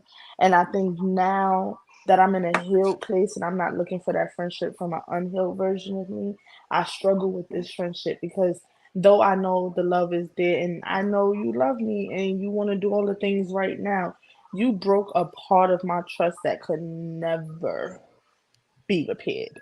It does not matter what you do. And the moment you do anything wrong, the moment you don't call at a certain time, in my mind, you're about to walk me through this path that we just went through when you told me you would never.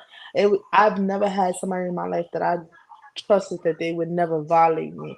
So when I gave you that space and you did, it could never be forgiven because I already walk in my life for the place and anything, anybody could do anything. So you made me feel like that wasn't the case between us. Like it was so real we could talk telepathically to each other in the car. That's how real our friendship was. So to me, okay, this must be from God. Okay, God, thank you for finally bringing somebody in my life that you feel me gets me understanding you broke that. So now I'm all going through all the stages and stuff, and I'm elevating in my life, and I'm struggling. I'm still struggling with this because though I see the person trying to make the steps and the changes and stuff, and you don't hold nobody accountable, you don't hold a grudge for nobody, so it's not coming from a grudge place. But the hill version of me can't even look at you the same, and it sucks because I would love to, I would want to, but you broke that piece that is unrepairable. Like, you know how like you break something and it be that one little piece that be so small and you can't find it nowhere on the floor. So no matter that you glued all the pieces together, that one piece is there. So when you put something in that cup, it leaks no matter what you do. And I'm in the most transparent place. I'm still struggling now. I'm watching people come in my life that do have good intentions and stuff, and I watch myself saying to them, um, "This don't do nothing. I gotta punch you in the back of your neck and things like that." Because again, I'm dead serious. I mean, that's the New York in me, but you know, shit like that. But that be my conversations, and I'm trying to check myself to stop doing those things because everybody do not come with ill intentions. However, when I tell you, like, side-eyeing people, but I'm watching them still be pure. So I'm working on those parts of me. But the friendship, yeah, we don't discuss how hurtful that shit is. Like, you know, sat at my mama table. My mama done sat here and vouch for you. You feel me? When mom dukes, she don't want to meet none of our girlfriends and boyfriends. She tell us this all the time because we hoes and she be like, I want to meet the wife. That's it. Don't bring nobody else to my doorstep. But you sit at my kitchen table with my grandmother and read the Bible with her. You don't get to do certain things that would take me in a way because even though I'm not perfect, my heart is pure as gold. You feel me? And I know that's the truth because no matter what I've been through in my life, no matter what toxic stage I was in, no matter who it is, the one thing that's been said since I was a kid is you have a good heart. You crazy as fuck, but your heart walks with you through everything you do. So I know that hasn't changed. And it's not fair that you want to sit here and treat somebody like that when you got people in your life that purposely in your face fuck you over and do the things like that, and you don't never ever ever treat them in that manner. If anything, you over there trying to suck their dick, and you want to sit here and violate me. That's crazy to me. So for me, it's like I'm sorry, excuse me, that was a lot vulgar, but because it's whack as hell when you sit here and you want to treat people that treat you like dirt. Like they is on a pedestal and like God, and then the people that really go through the ends of the earth. Like I done sat here and slept in my car when I ain't had to because I had a place to sleep just so that you could be good. You understand what I'm saying? Put myself in situations to make sure that nobody was able to be in your business. So we gonna thug this out together when I ain't never had to. You feel me? I done miss important events and things of that nature. And like right now, I really do feel like God is removing this person in my life. And I told him I'm a little stubborn, so you Stop might have to fighting say it. it twice to me. But I told him that because I know me. I'm a little stubborn about this one because I did fight to get you back, and now that I got you back, I forced to get you back because I was in a grieving place. I ended up burying both of my siblings a month apart from each other. So when I was fighting for you, that was the kid in me. That was the little child in me that needed a person I thought knew me. But now the healed version of me is looking at you like, why did you even do that? The things you did to me is unforgivable. And anybody else, it would have had a lot more allegedly things on my roster at this big age. Oh my So God. you feel me? And that's that we don't talk about the way friends hurt us. Friends is something because you don't look at them like a spouse. A spouse, you can see a little bit of black and white. Even when you're in love, you can put them in a category. Your friends is supposed to be the second part of your heart. That's supposed to be your extra lung. That's supposed to be so you don't put them in those categories. You But don't we gotta have stop ignoring red end flags. date. Right, That you don't part. have an end date with your friends. You don't put an end date on that. You look at a relationship like there's a possibility there's an end date. Your friendships, you be like, nah, this is how we get to the forever part, how we get to the rainbow part. I so yeah, and that's all I'm gonna touch on because I'm actively struggling with this one. Aw, sending you hugs and love. Okay. All right, Love. the next person want to go. Cupid, did you want to go? So I, I have there's several Hey, honey. phases. There's several phases to me. Um, One, I will stand on that bridge. I will set that bitch on fire, smile, and That's what watch I it do burn now. all the way up. Because That's what I guess do what? now. I can swim, and I don't give a fuck. So That's what that's I how do I now. mean. I have that. I also have always, since I was little, it has always been instilled in me. You never let them see you sweat. I can be falling out in my house. I will Amen. cry if we not friends no more. I'm hurt. I'm deeply hurt because I have a very, very, very small circle. And if you are in that circle, then you're special. And then I expect that you know me. And if you violate that, That hurts. I'm breaking down. I'll break down in my house. But when I walk out that door, I don't know you. Hey, I will keep it pushing. And then I also heard this other thing. I have there are people out there, and this is something I need everybody to understand.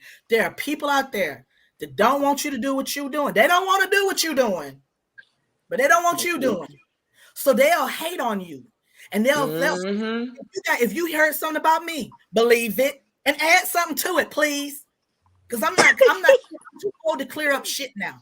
I'm too old. If you believe add salt, pepper, vinegar, make you a salad. Yeah, if you believe that shit out there, then go ahead, believe it. Because that means you don't know me. That means you're not in my circle. That means you really have no understanding of who I am.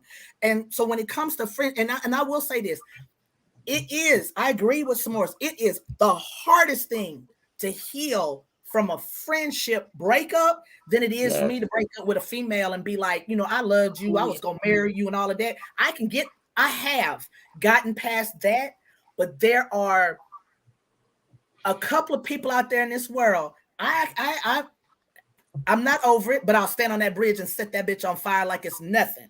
And social media makes it harder. And that's the Taurus part of me, because I'm stubborn. Oh, I'm dead.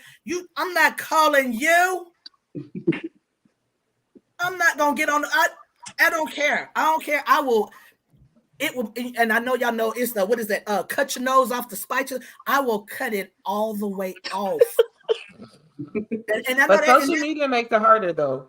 And it does. But you know what? I also have this motto of I will fake that until I make it. Eventually, I'm able to put that pain and all of that situation in a jar, tighten that bitch up, and throw that motherfucker in the ocean, and I'm okay. And I can be around you. I can laugh with you. I can joke with you. No, don't call me. I'm not calling you. We're not hanging out. None of that. But if I see you in public, hey, how you doing? Don't hug. I don't need to know how your mama is. You don't know how my mama is. Don't care about the kids either. But that's what I'm saying. That is how I process the breakup of a friendship. It is. I can honestly say, and didn't realize until we were talking about that is actually the hardest relationship to heal from, is when you have really truly, because your friend know I do have some people out there in my life that know my dirt. They know what some dead bodies are buried, allegedly. Right. And so we're not in bad spaces either. We grew, we do different things, but if they need me, I need them, we got that. But there are a couple of people out there that they did not value the friendship that I was giving. And when you're not valued like that, then they'll mishandle you. And please understand, I'm everybody's biggest cheerleader. Whether I call you every day or I don't talk to you for a year, I'm still out there rooting for you, putting your name out there. If you're doing something, I'm telling people about you, whether we friends or not. Because I'm not. Look, I have to have good karma. That motherfucker has been away from me for a long time. I ain't trying to have her at my doorstep, okay? Because she's ruthless in today's society. She is. I'm more scared of her than anything. Please understand. She ain't even a bitch no more. She a raging bitch. God, she on a whole different. I don't want that. I don't need that smoke. I'm not built for that. Okay, so I do, and I'm like this. You stop being my friend. I didn't stop being your friend, so I'm not gonna block you. I'm not gonna stop. I'm not gonna delete your phone number out my phone. I'm not gonna delete messages. I'm not gonna do all of that. If we got pictures together, I'm not deleting all of that. Because you stop being my friend. I'm still here. I'm still your friend. You stop being my friend, and that's fine. I can roll with that too. But again, if you do some foul shit to me, I will stand on that bridge, smile, and burn it, set it on fire just like that, and not think twice. So I understand that definitely. Destiny or Forrest, let's go to you, Forrest. For myself, so a disclaimer, well, just a little insight. A lot of my friend groups are predominantly gay Black men or masculine presenting women or gender fluid. And so I lost my ace boon coon, who was also a Black lesbian, because when lying for your friends goes wrong, we had no boundaries. So I used to lie for my friend so she could be out here in these Atlanta streets with me until she started treating me differently and funny. And it was because we didn't have those boundaries as well as truth. If someone can't be truthful with someone that they're sleeping with and going home with, them being honest with you may not be a part of that same accordance. And when we fell out, it was because of a lack of honesty. And I felt as though, there's no honor amongst thieves, truly. And so I thought, like, if she could do dirt with me, there's no way she's going to do dirt to me or harm me. And that was the actual case. And because I felt safe, I had to really check in with myself and ask, how long have I been safe around this person emotionally? How long have they had my back? Have they really wholeheartedly had my back? Especially if we've been cutting up, but now they're treating me like how we have treated other people. So it taught me a lot about how I construct friendships, intentionality, but how I want my friends to hold me accountable. Sisterhood and kinship is so important in my queer tribe and to any queer person. But it really taught me a lot about what that looks like and what I want it to feel like. Absolutely, absolutely. Destiny, and then we're gonna go to Keisha before we go to the comments. Well, for me, like I don't. I feel like if you can't be a great friend, you're not good in no relationship. Like I feel Mhm. like friendships is like basic level title for human decency. So like me, like all my yeah, yeah, you know what I mean? Even my main man's is here right now, and like we had a falling out like before, and it wasn't even really like directly between us. It was like shit that's surrounding us. And like I'm just thankful that we knew how to be great friends because it was bad. I'm telling you, like I think even in my relationship, I was like crying, couldn't move. Like people had to go check on me. Like nigga, I'm dying. But you feel me? What's Destiny over there dying? You tell that bitch I'm dead. but like, we eventually like through time, got over it. And I'm just thankful that I was responsible, like in my breakup process, in my grieving process. I was responsible enough how to frame it. Because it's easy to be mad and to be like, well, bitch, you feel what I'm saying? Remember when I wanted that crock pot for my birthday? You feel what I'm saying? Or remember when you sat there and you feel me? Or like on some like goofy shit. But like all in all, like all my friends have to mirror me. Like, so I think that when I have a falling out with a friend, I need to expect the childishness because again they reflect me, like they're childish. That's why we got along, like, and I can't pick and choose. I think my biggest thing like with friendships or any relationship is that we pick and choose what applies when we feel like it, you know what I mean? Like you can't just in you can't just while you mad and when you think, you know what I mean? Oh, now the bitch a liar. Now the bitch manipulative. You know what I mean? Now all this is going on. You never really had my back when all this time we lasted because something worked. You know what I mean? Like whether it was positive, whether it wasn't. I'm not gonna pick like I knew your mouth was ignorant. You know what I mean? So why am I mad that you saying like fuck me or like, you know what I mean? Fuck your dead homies or you know what I mean, some crazy shit, you know what I mean? I can't be mad at that. If there's ever a situation where like I know like my friends know that now when I say emotional, I don't mean cry. You feel what I'm saying? Like, emotional don't always mean cry, but I take things like to the heart, you know what I mean? Like I be for real. So like because I'm so serious with my feelings, I'm going to say, you know what I mean, some shit that's going to possibly hurt you back. Or I'm gonna do some, you know what I mean, do something in that manner. And like, it might hurt the other person, man. I'm just thankful for my dogs. It was my dogs that even when we were arguing, and when I say dogs, it's really just one and a half. The other nigga, she on trial. be in the same category. Hold on, nigga. These niggas from 5 to 6 years, bitch. We've been best friends since we 20 years deep, nigga. Yeah, you feel me? 20 years deep. We're gonna argue. You feel me? But our first like breakup was hard. It was difficult, but I'm just really thankful that I like, I knew and I was responsible with how I dealt with it, so she could receive, you feel me, how I'm feeling, and then vice versa back. Now she's always been calmer than me, in some areas, you feel me? So like it was a struggle, but you could tell the truth. We almost killed each other. I mean, yeah, but it wasn't because of nothing we did directly. You feel me? It was the motherfuckers around us. But it was those be those are friendship breakups. I feel like are just as intense as intimate ones. It's just intimate ones. I mean, shoot, you can get hit from anybody, but everybody ain't gonna, bust out a car with you. Everybody's not gonna sit there and like make sure that you get the perspectives and things you need.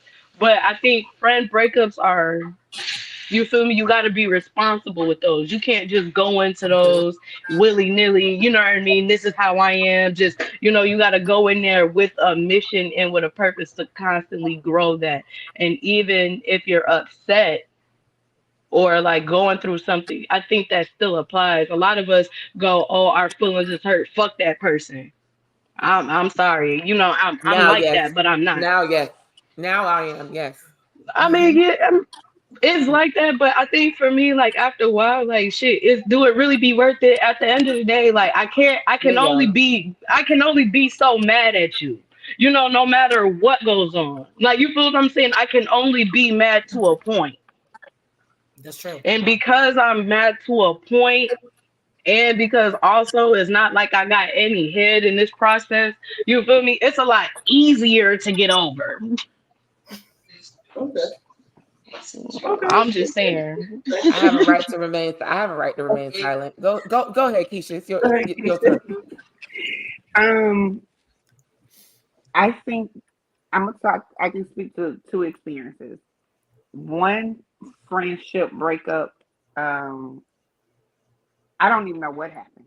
To be completely honest, I'm still um trying to process how to be okay without getting a why. And it's been years. I'm like, wait, bro, what just happened? Like we did travel together. Like, what happened? That's my only question. Like, what happened? Because I don't know. And I think for me, that's the hardest breakup is I didn't see it coming. It's different when you with somebody and you already know it's not working out and things of that sort. But I didn't see that breakup come. So I'm still processing through that. I'm still in therapy for it. No, I'm just playing. Um, the other friendship, I had to let it go because it was one sided. And me being the person that I am, I like to be there for everyone. Even if you ain't there for me, like I feel you should. And I had to let it go. It was probably a few months ago, and I was okay with it. And the reason why I was okay with it is I was good enough for you to reach out to me when you needed something. I was good enough for you to reach out to me when life was lifing for you and you needed somebody to pray or just pour into you and all of those things. But when I reach out to you and tell you, hey, I need this, or hey, can you call me, or hey, I'm going through, oh, I'm still waiting. Okay, no worries. Um, I still haven't heard from you. And the same people that I think Destiny was saying, or I'm sorry, somebody was saying, hey, no, it's for us. Um, they would never do that to me. They would never talk about me or treat me that way because I'm their friend. And that's what you're doing, and that's what you did. And Uh-oh. Uh-oh. Oh, looks like we lost Keisha. Where'd she go? Come back. She might come right back and give her a quick second, because she might be dealing with that. And I know everybody, we're coming up to 10 p.m. But we do have a couple of questions that were asked in the comments. So first, I want to say thank you everybody for tuning in. Obviously, and if anybody who is on the panel right now, if you can stay just maybe another 15-30 minutes, that would be great. If not, you can go ahead and drop off. And thank you so much. Just let us know. But I do want to get to the. It looks like we have like 3 questions that were asked, and if everybody's okay with staying a little bit longer. Yes, ma'am. Everybody good? Of course, Okay, we'll talk to the people. and, Peoples. yeah. Keisha just came back in, but she left again. So we're gonna come back because I definitely want her to finish her thought. So the first question that was posed, I'm going to go ahead and answer it. And then with the questions, I'm going to answer. And then anybody who wants to piggyback and chime off, they can. And then we'll move on to the next one. Hold on. Oh, I think we got Keisha back. Hold on. Hello. Okay, we want you to finish your thought before we go into the questions. Sorry, y'all. So basically, I was just saying that I had to end that friendship without letting the person know that I ended it, and it was for my own mental, because they wouldn't understand. They wouldn't never understand. Right. They wouldn't understand where I was coming from, and it would be like, oh, it's not like that, but it is, and this isn't the first time. And people around me had said, you really need to leave that. Like, no, I wouldn't dare do that. That's my friend. But when I had to step back and start really healing, working on my healing, I had to realize that you were not my friend. I was convenient for you. And I'm okay with it at this point. I'm okay with it. I really am. Because why am I hold on to that? I'm trying to move forward. It might be room for another friend. Hey, friend, wherever you are. So, but that's all I had to. Hey, friend. Hey. Yes, and thank you so much for sharing that with us. So again, thank you so much for everybody that's staying past 10 o'clock with us. I definitely want to make sure that we get the 3 questions that were posed. So I'll start with the first one. So the first one was supposed to, she said, what are some things that you do intentionally to show up for yourself as on a daily reminder that you are okay? So to answer this one, basically, you have to always check in with your star player before you do anything else. And you have to remember that you are important to you before you can be important to anybody else. As Black people, as Black women, especially, like we are so used and conditioned to worrying about everybody else but ourselves that we oftentimes find ourselves in these exhausted situations, these toxic situations that we don't leave because we feel indebted or obligated or feel like we have to stay here because this is what we deserve. And so what you have to do is just remind yourself that you don't deserve that. And that anything that you're going through is something that you're also allowing. So you can't sit up here and expect to, just it's everybody else's fault. If you have a bad breakup with your ex, yes, they could be a horrible ass person, but you love that horrible ass person. So there was something about that horrible ass person that drew you to you. So maybe you need to turn that mirror inward and look at yourself and be like, okay, what is it about me that attracted this horrible ass person? And I think one of the best ways is self-care, self-love. I'm a big advocate with self-care, taking care of self. And I think a lot of people are conditioned to think being selfish is a bad thing, and it's not. Because again, I always use the analogy with the cup and the filling of the cup. All right, so if I'm the cup, I'm the vessel.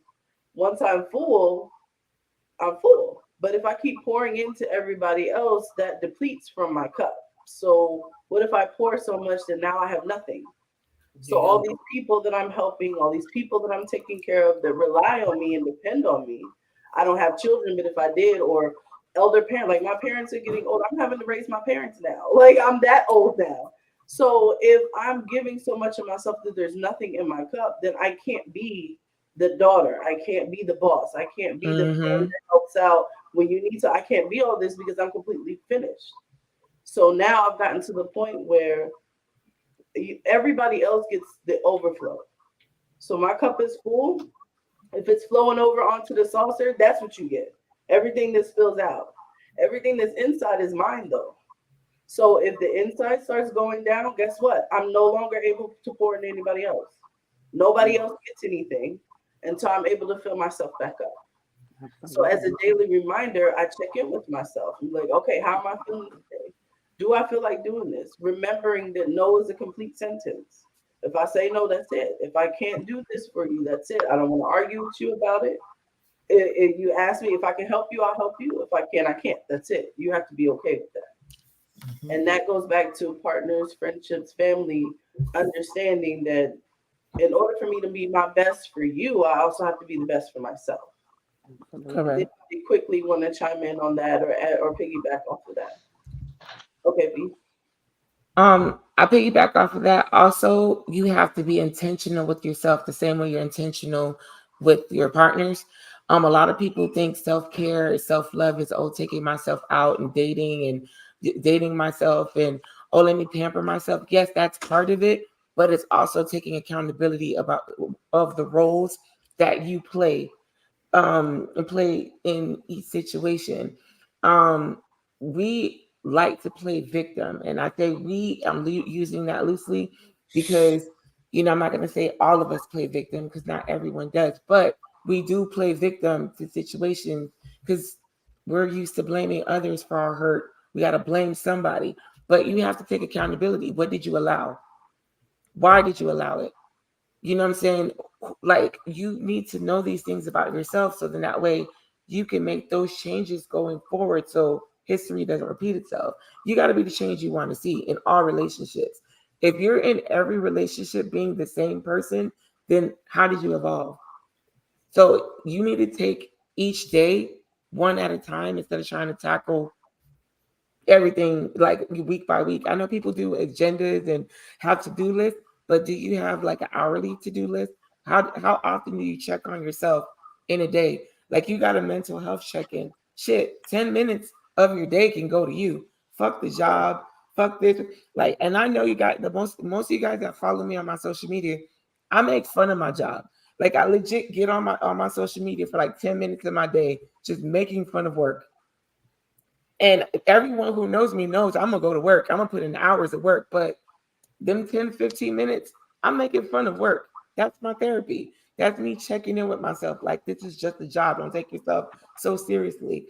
And that pours into your relationships, your friendships, your family, because we tend to take things seriously. And then your feelings get hurt. And then everyone is like, well, it's not that deep, it's not that serious. But it was to me. And then it becomes you're overly sensitive. But sometimes you gotta step outside of that and learn to like look from outside in. Use that. So, like I said, show up for yourself every day, be intentional about yourself, take accountability, write down your cons. We do that for everybody. But guess what? As a friend, a person, as a woman, as a black woman, as a white woman, we all have our own damn red flags. Write down your red flags and work on them as an individual so you can be a better person to other people. Y'all scared of karma, but karma is looking at you in the mirror every day. And y'all don't believe that, but you're looking at your karma every single day. That's your mental health check. Look at yourself. Force yourself to look at yourself. That's all I got to say. Absolutely. I think Cupid, you had your hand up really quick too. Yeah. One of the things that I do, is I have in my bathroom on my mirror, I have my affirmations, things that are for me. Like Mm-hmm. I say, I'm an alpha female. I have it up there. I do use that no weapon formed against me shall prosper. I do use, hey, 2023, I will not speak that I am depressed. I say those things and I write them up there. And when I'm brushing my teeth, I might not verbally, like out loud, say it, but I'm reading each one of those affirmations. I have one that says, everything I touch in 2023 will be successful. Facts. And I I'm think with I've done, that. I might have missed a couple things here and there, but then when I miss something, another door opened for me. The other thing that I do, and I've talked about this on my own podcast, is Every quarter, I unpack my parachute because as I have friends, they tell me they shit. I take that, I give them advice. That means I took something out of my backpack, gave it to them, took something that they had and put it in mine. And eventually, if you keep, like she said about the, the glass, eventually I'm carrying my shit, your shit, they shit. And at one point when we were quarantined, I carried the world with me. Like I was stressed, because we all, and people dropping like flies over COVID, lost a whole family, children, 3-year-olds. That's all that's left of the family. Those things were things that I took on heavy on myself. So and I also will tell you this: your home is your peace. Don't let nobody fuck your home peace up. And that doesn't mean that you can't have nobody at your house. That's not what I'm saying. But I have a sense of peace in my home. My home is protected. I feel very much by my ancestors. I talk to them, and y'all, you do what you feel is necessary for you. Everybody's not down for things of that nature. I am. I have my grandmother's home, and when I tell you I've never been in a more peace, you can turn off everything in this house. It's so peaceful. It's a silence of peace that it regenerates me for all the shit that we got to deal with out there. That is what your home is supposed to be. If your home is not like that, ladies, gentlemen, people who are listening to this, fix it. You got to have peace in your. It's so much shit happening out here in this world. It's a hot. I'm honest to God. Whether you're gay, straight, black, white, you don't know what's gonna happen to your ass today when you walk out to go to work. So you have to have peace in your home, and I think that also is what's gonna keep you mentally sane. And I agree with the ladies that I don't go get my feet and nails done, but you can go get your feet and nails done if that makes you feel better. Me going to get a haircut makes me feel like I'm a human again. When I can't get a haircut, I'm a little bit on the crazy side, and I think that's how you have to look at your peace. Is that and that's the beginning step after you've yelled and hollered. Then start figuring out what brings me peace. If it's cooking, then cook. And cook for yourself. If it's peanut butter and jelly sandwich, that's all you do. Then that's all you do. Do it. Right. If it's you going to, I do this thing now. I go to AMC, ladies and gentlemen, AMC. You can pay $20 a month. You go to 3 movies a week. I go by myself. I have no problem. I go with I go with friends every now and then, but I will go to the movies Saturday. I'll be like, I think I'll go to the movies. I don't go see scary shit, but I will go see pretty much anything that's playing. And I think that's you got to find what's going to make you have peace. That's really all this is about. And then once you get that peace, the healing happens. And I'm not against you going to lay on somebody's couch. I lay on somebody's couch. It can be your pastor. It can be your pastor can be a therapist. Nothing wrong with it because some of them are, got the paperwork. But you do need somebody with some paperwork. Don't just go get your willy-nilly friend and lay on it. No. Go get somebody with a degree of some sort to be able to help you through. Because sometimes you need that. There's nothing wrong with therapy, guys. Absolutely. And then we got one more question before, because I know we're getting close to time. So this is actually a question from one of our panel, and it says, how do you deal with a friend who is jealous of you? And so to answer that question, I'm gonna be quite honest with you. When it comes to friendships and everything, I'm a little bit more discerning with people who are in my circle now that I'm older. When I was younger, everybody was my friend. You couldn't tell me nothing. I'm riding until the wheels fall off just because me and you was cool. We bonded over, we both got apple juice for our little snack. So me and you down forever type shit. I used to be that way. But now as I've gotten older and been through things, I noticed that people, when they're jealous of you and they don't really want you doing better than them, there's always like signs of that. And what I've done now is just listening to my intuition with things, because I do a lot, as everybody else on this panel does. Like, all of us are very busy people. We do a lot of things, and that's attractive to people who don't. I actually was in a relationship with someone. They met me while I was out doing all these amazing things. They wanted to be with me because I was doing all these amazing things. As soon as we got together, they didn't want me doing all these amazing things because now I shined brighter, and I had way more people had access to me, and they didn't like that. I lost a friend for a similar situation. We were coming up doing things together. As soon as I edged a little bit above her, now it's a problem. Now you want to try and take opportunities away from me because you feel like I didn't deserve that you did. So to me, I always pay attention to actions over speech every time. Mm-hmm. Because you can tell me everything. You can tell me you love me, look me dead in my eyes, but you could also at the same time be forcing the knife in my back. So Mm-hmm. how I look at it, and for me personally, when it comes to friendships and jealousy and everything like that, I again meet people where they are and I leave them there. So if it comes a situation where your attitude, your energy, and anything is stopping or trying to affect me in any way, that's it. That's where the bridges burn. That's where I will completely. This may be a Gemini trait of mine. It may be a bad thing, but I will. I'm not gonna ghost you because I'm gonna tell you you ain't shit and I'm leaving. But you will literally. It will. I never existed to you. Like there's people out there now. I've never existed. Like blocked on everything, even my email. And I had to go through some things to block somebody on my email because that motherfucker was still trying to email me. But it will be as if I never existed because that's Mm-hmm. how protective I am of my peace and the people around me.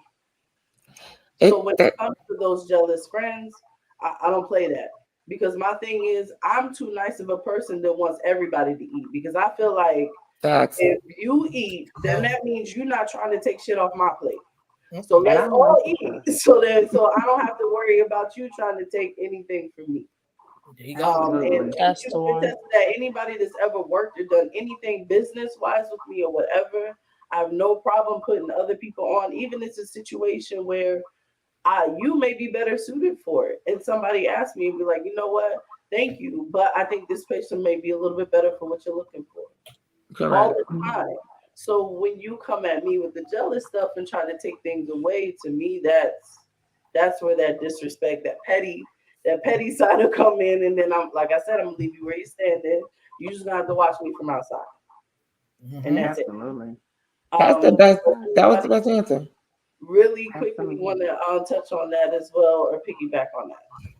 I only asked that question because of when I was younger, and I realize now I've changed a lot. I'm where you're at now, Brittany, and I don't know if it's because of the age or whatever, but or my maturity level. But back then, I was a people pleaser, so I used to accept a lot of the jealous bullshit that comes with a friendship because I was trying to keep a friend, or making sure everybody around me was happy. Oh, I want to bring everyone on to eat and stuff. So I asked that question for those people that don't know how to deal with it. And I think you answered that very well because you do have to protect yourself from those so-called friends because they're not really your friend if they're jealous of you.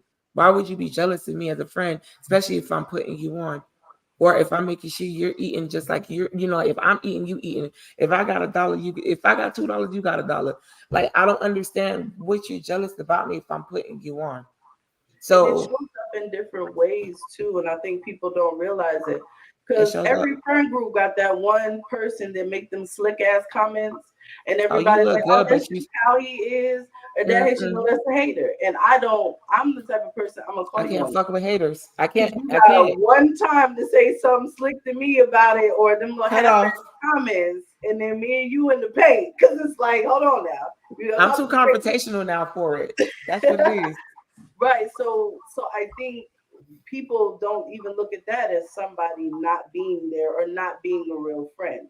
Because if you got a friend that puts you down all the time, but they do it in a nice way, or a That friend nice, that'll nasty. actively Yeah. exclude you from things, like say if y'all got a group text that you're not in, or if y'all going out on a girls trip and they making fun of maybe the outfit that you chose while y'all about to take pictures, that Mm-hmm. little stuff like that you have to start looking at and paying attention to because Oh, like Forrest said, yes, they might be kikiing with you because you did something with them, but Once you're gone, it's all bets off, and then on to the next person, and then now it's all about you.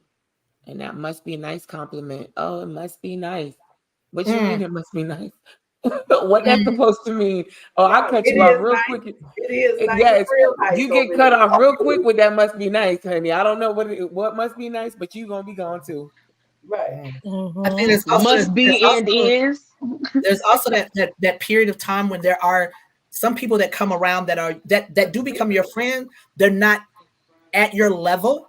You're here because of what you've worked to have, and then they're trying to get there, and they feel like they've always had to step on somebody to get to where they want to go. So they're willing to step on you, and they don't realize. And this is why I tell some people, you ain't got to hustle. You ain't got to. Don't hustle me. I'm a hustler already. So don't Yeah, hustle the hustler. bullshitter. I'm trying to bring you in with the. We're trying to work all this together. And I'm one of those people that if you sit at my table, you eat me. I'm like this. We in the car together. Well, I'm gonna ask you, are you hungry? I ain't ask you nothing. Don't tell me you ain't got no money. I ain't ask you that. I said, is you hungry? Because I'm going to Waffle House. You can't. You in the car with me? You coming? So I just want to make sure you eat. So I know I don't have a problem with that. But also, don't take that kindness as a form of you being able to fuck me over and get over me because I recognize game. I'm too old now. I done wrote several chapters of what y'all learning. Of the manual. I done wrote that shit. I've experienced it. I've done it on every aspect of it. So when you try to run game with me, I might not say nothing. I might not open my mouth. I ain't gonna let you know I know. I'm just gonna write, okay. And as you see, all of a sudden I ain't calling you. I'm hanging out with somebody else or I'm doing other things and I don't include you. I will drop you like a hot one. And I think that there's something, and that is something you have to look at. There's no reason for you to be jealous because what you have, I think is going to be amazing. I'm your cheerleader. I'm gonna cheer you on. Keep doing that. You tell me what your dreams are. Hey, let's go get it. Let's go do it. But if you trying to fuck over my dream, thinking it's gonna help you with yours, it's not. It's not. And I'm not gonna let you. I work too hard for the shit I got right now and where I stand. And like Keisha said, I don't work too hard to be me for you to fuck me up. No. You will not take me back to me being in somebody's bushes. That's what we're not gonna do. All right, I want to hit Keisha really quick, and then I'm gonna get everybody else on the panel, and then we'll close it out. So go ahead, Keisha. I know you. Cupid kind of touched on what I was gonna say. Is it the fact that they're jealous or are they insecure? Because if you're putting someone in a room that they're not accustomed to or used to, they don't know how to respond. And I'm not saying that people aren't jealous because they are. Let's be clear. But sometimes we're bringing people along with us, or we're trying to put them in rooms that they don't even have the capacity to be in. And instead of them either just sitting back and observing so they can feel comfortable in the room, they throw the shade. So sometimes I have to ask, are you jealous or you just can't handle the space that you're in? And either way, you can't be around me because I don't need that negativity, number one. And number two, just sit because I've been in rooms that I don't know shit about shit, but I'm for sure look like I know what the hell everybody's talking about. Hey, how y'all doing? What they doing over there? I don't know shit about that. Yep, absolutely. So sometimes you're just not fit for that capacity of the room that you are in. And they may not be able to go to level 12 because they might still be on level 8 and they don't know how to handle that. And they're not mature enough to say, damn, bro, I don't even know how to do this or shit. Well, before we go in here, how am I supposed to act? Am I supposed to be like, hey girl, what's up, bro? Hey, how you doing? And then too, some people might not just be exposed. They ain't got no culture. They just know the south side of the hood or those in the A over there down in the West End. Those that's from Funky Town or the south side of Fort Worth. You know what I'm saying? Like, that might be all they know. And so they like, oh, that must be nice. Oh, you think you better? No, bitch, I am better. Come to where I am. Or be better than me and know that I'm not going to be jealous of you. Right. That's all I got. Oh, good. Thank you so much. So I'm going to hit you, Forrest, and then I'll go to Destiny and this one. Me, okay, when it comes to jealousy in any circle, it automatically makes me feel there's an element of competition. And something Keisha mentioned about insecurity. I mean, insecurities come as an ebb and flow, especially with new environments. But for me, I do believe everyone can eat, but at the same time, iron sharpens iron. And so when I feel like I'm in competition with others, I go ahead and distance myself because you seek what is seeking you. And sometimes when see people do these nice, nasty backhand compliments, it's really how they don't like something within themselves, but you expressing, you achieving, you pursuing, you thriving, it challenges them to really stand 10 toes down on the politics that dictate their life, but also help them to maneuver in spaces around you. And so when you see those competitive elements, I try to lock in with sisterhood, like, hey, where you at with this?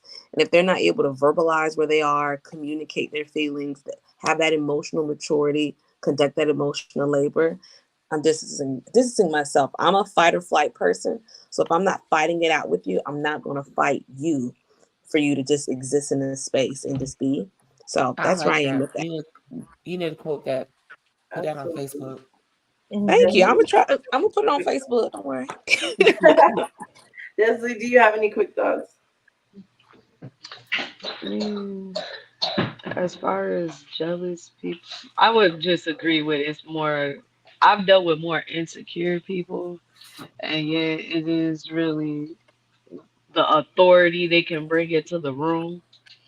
Mm. And the only thing that I can offer with that is like Forrest and Keisha said, like I can only offer you some sisterhood. You feel me? Like I can only offer you, you know what I mean, some support to help you like be stabilized in that environment or whatever issue you have.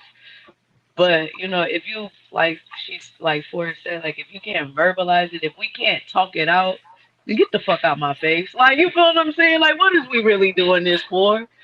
Like it's only so much you can do with a person like that because you didn't really cause it. You know what I mean? You just being you.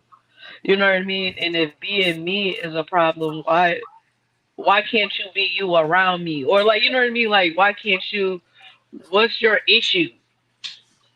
But I just think that it just all stems down to like, can you have a conversation and are you mature enough to accept what I'm giving you without feeling like I'm being condescending? Can you accept like the help without feeling like I'm just belittling you and like stepping on you? Obviously, bitch, I didn't have to, you know what I mean, move too far. You feel me? For you to get stepped on. You feel what I'm saying? Like, bitch, I'm wearing size 7. You feel me? Get the fuck out the way. But you know, in the event that you don't, you know, you just love them through it. And shoot, sometimes I have seen though where it starts off really jealous and insecure. And if you stay settle in your position, because everything doesn't need a reaction, you know, and you just stay, you know, you just stay cool, you know what I mean? Stay calm, keep it P. And like they'll turn back around and they'll be the ones apologizing, like, you know, I just had to work on myself and shit. All right, you do that. But I'm gonna stay over here with it. Right. I love Destiny. All right. And And Destiny loves you. So do you have any quick thoughts on it? I think for me, it's like I don't want to do it. I don't want to fight with you. I don't want to argue with you. I just, for me, like I really am doing my thing where I'm trying to vibrate as high as possible. I mean, don't get me wrong. Like I'm just definitely for shits and giggles most of the time because I know who I used to be, and if you can't acknowledge where you came from, you damn sure don't know where you're going. So you know what I'm saying? I'm gonna tackle on it because I lived it. But these days it just be like I want what I bring on any level. Um and most people can't do that. And I just feel like you should leave me alone at that point because what I'm here to do, and at the closer I walk into my purpose, the more I know I'm just not built for everybody. But I do have all this great love to give. So you get to pick, you get to choose. And the way I'm built, have a good night.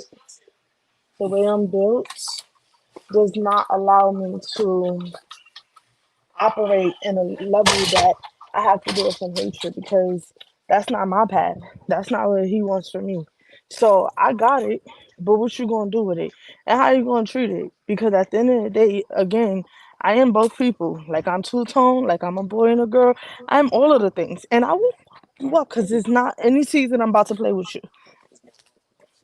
Not two tone. Not two Yeah, I tone was. for Yeah. real. Real For quick, the where spots. you going with that backpack on, cuz? I just got out of work. I just got out of work. You got an appointment. She got an appointment. I just got out of Okay, And work. show shoot, that she she talking worked. about, Got an oh, y'all have a appointment. good night and left out there with the backpack, nigga. I see you. I just I'm got out of trying to work. be. I work at I'm a over group here. home. I'm over here being discreet about it, and that's more stepping out in the streets on live. Yeah, Like she I got an just got appointment. out of Shoot, work. First of all, we outside would on never the. snitch. with the Look, We never somebody backpack, snitch said, on I need an backpack ourselves. check. appointment. Like, They need a tune up. She's going to go be on the Man, As man, shoot, long with a as backpack it's on. clean You and like that? sanitized. As long That as ain't it's even a clean and Walmart sanitized. bag. That's a sturdy Becky, bag. we was trying to be discreet about it. We was supposed to talk about it in the inbox. Oh, shoot. I'm sorry. I'm nosy. We got to get to the point. No, Yeah, no. that was between the panel. Dang, Mhm. Destiny. Look, Mhm. I'm just saying what the people want to know. Hell, everybody And was we lost her. asking. Look, Listen, Nobody and we listen, wants to lost know. her. listen. Look at that. Look at that. Oh, No, here she no, comes. no, no. No. I'm back. I'm back. First of all, I Okay. would never put myself in a Okay. situation. We don't do snitching. I know what. Yeah, would the camera would have been off. You tell me something. My camera went off tonight. Don't ever disrespect me, say me like that. I belong to nobody, so we don't attach nothing to nobody. I was being, But she I was was stepping leaving out to the work. streets. I was leaving Oh, work, okay. but you know, That's what we I'm a call it Leaving now, work. work. That's what we no. call I it, was work. my my backpack is because listen, this is a big You going backpack. to your? What's Are all you in going to here? your Ooh, part-time job? it's clever. You going to your part-time job? Oh, honey, she got Oh, the I big just got. backpack. She about to Are go we put going? the Listen, work Look, no, site. no, are no. we going to a What I, part-time job or are you doing no, community no, service? no. What I'm going to do is go home and finish packing because guess who coming to Atlanta in the morning for the weekend to celebrate the big birthday antics. So that's what I'm about to go home and do. So I'm mad you're nobody going to Atlanta is without getting me And going. Oh, look, and I'm headed to nobody's Jacksonville getting no tomorrow. While you backpack coming here, action I'm going tonight. there. I thought I was going That's to see you crazy. tomorrow. Nobody. Now I I'm need gonna be in sleep to drive. Jacksonville. That's crazy. Why you ain't say nothing? But I need sleep What to time? drive, so nobody get no She said, backpack action tonight. she I'm said, actually what trying time to are you go going to be take in the Jacksonville? backpack to Atlanta. What Huh? time are you going to be in oh, okay. Jacksonville? You know what? Oh, I'll okay. inbox you. We don't have to talk All about it right. right now. Yeah. But Okay. yeah, I'm Just just So, headed to Jacksonville to see your ass, and you headed up here. See, look, right. You ain't even say nothing. See, don't 30 lie to minutes. me. It's You ain't 10:30. We're gotta trying to scoop end the me live. up. We're trying to end the live. Uh, Y'all talk about this in the we're gonna inbox. try to end Go. live. All right. We're gonna fight behind the So, scenes. okay. so I just want to first of all, again, thank everybody for tuning in tonight. And hanging out with us a little bit longer than we anticipated past. So I always love having these conversations and doing these everything ever since we first started doing this. I always had the best time with you guys and just I blame going through. Destiny. So the overall feeling for tonight, as far as like end of the road, what do I do now? What you do now is concentrate on you because Absolutely. at this point you were the common denominator in everything. Even if they were a bad person, there was also something that you did that caused the end. Because it takes two Absolutely. to tango and everything. So Absolutely. the overall feeling with this is that to pour into you, be that meditation, being that what I'm saying, going to get therapy, venting to a really good friend, taking yourself on a trip somewhere, doing something that definitely puts that back into you. So take care of you. We don't want to see nobody on the news. Like we don't want it, none of Allegedly. that. No allegedly is going on. We don't want you sitting in nobody bushes. We don't want you rearranging nobody's house. We don't Don't want get you married. burying Do not get nobody the married. next day. We don't want you fucking up somebody's credit. Don't Like get we don't want married. to do. No, What no, we no. Don't do want it. Say is Thank no. God we all everybody delivered. Thank God to we be all in delivered. healthy And it spaces. Be in and if And healthy I all do know else somebody spaces. in IRS. You know, I if do know all no somebody in no IRS. Y'all hit me if up like if all you want else to need some help. if all else fails, remember, just wrap it up in God. Bring God into it. Just bring There God. you Yes, go. Yeah. wrap it up. it's Whatever God above is, you Something to now. serve rap, let God, me know. That's what it is. Buddha, It's above me. whoever, like just just Mohammed, all of them. Call whoever you need, the Orishas, all of that. Not Muhammad. Just whoever Whoever. you need to talk to, but understand you're important. So when you have Absolutely. these breakups, be it with intimate partners, friendships, family, or whatever, when those things happen, definitely take some time to pour into yourself. Get Absolutely. Take yourself together, accountability. bring yourself back to equilibrium, to bring yourself back to balance, and concentrate on that. Because again, you cannot do or be anything for anybody else if you're not together. Correct. So Exactly. that's the overall thing is just make sure you be kind to yourself, be graceful to yourself, Yeah. and take time for yourself. In whatever way that looks like, take time for yourself in a more healthy way. Yes. I'm really excited. I'm actually everybody on say goodbye to our panel. Thank you so much, Forrest, for coming in and stepping with us. I'm so excited. Thank you for Thank you. having me. Thank you so much, B, Destiny, Keisha, S'mores for stopping by again. You guys are part of the main crew. Tish is coming back, so she's a part of the main crew Yes. too. So everybody's Right. coming back. I want to take these last few seconds. I'm gonna take everybody down. Me and Cupid are gonna give some announcements for the next show that's in December. So and then we'll end it on that. All righty. Get Okay, so again, thank you everybody for stopping in. We have another show that's coming up about parenting in December 14th, because we're going to keep on the Thursday. Is that No, correct? it's Or are we actually going the to move it 12th. to It's the the 12th. 12th? Okay, so we're going to move The it to 12th. Tuesday. So December 12th, we're doing another panel discussion. We're talking about parenting. This is the one where we're actually going to dive deeper into these relationships with people who have children and what's the going on with that, because I'm somebody who doesn't have children, so me dating right now, the likelihood of me finding somebody who doesn't have kids already is slim to none. There you go. There you go. So it's important to talk about these things. The one thing I do want to add to tonight's conversation is that we touched on some of the things that we've gone through, but there are some people right now that are contemplating not being here because of the breakup of the relationship. Please, please talk with somebody. The relationship is very. I understand that they are painful. Breakups are that, but it is not you do not want to destroy your life for someone else's, and you don't want to get yourself in a situation where your emotion and your hurt took over.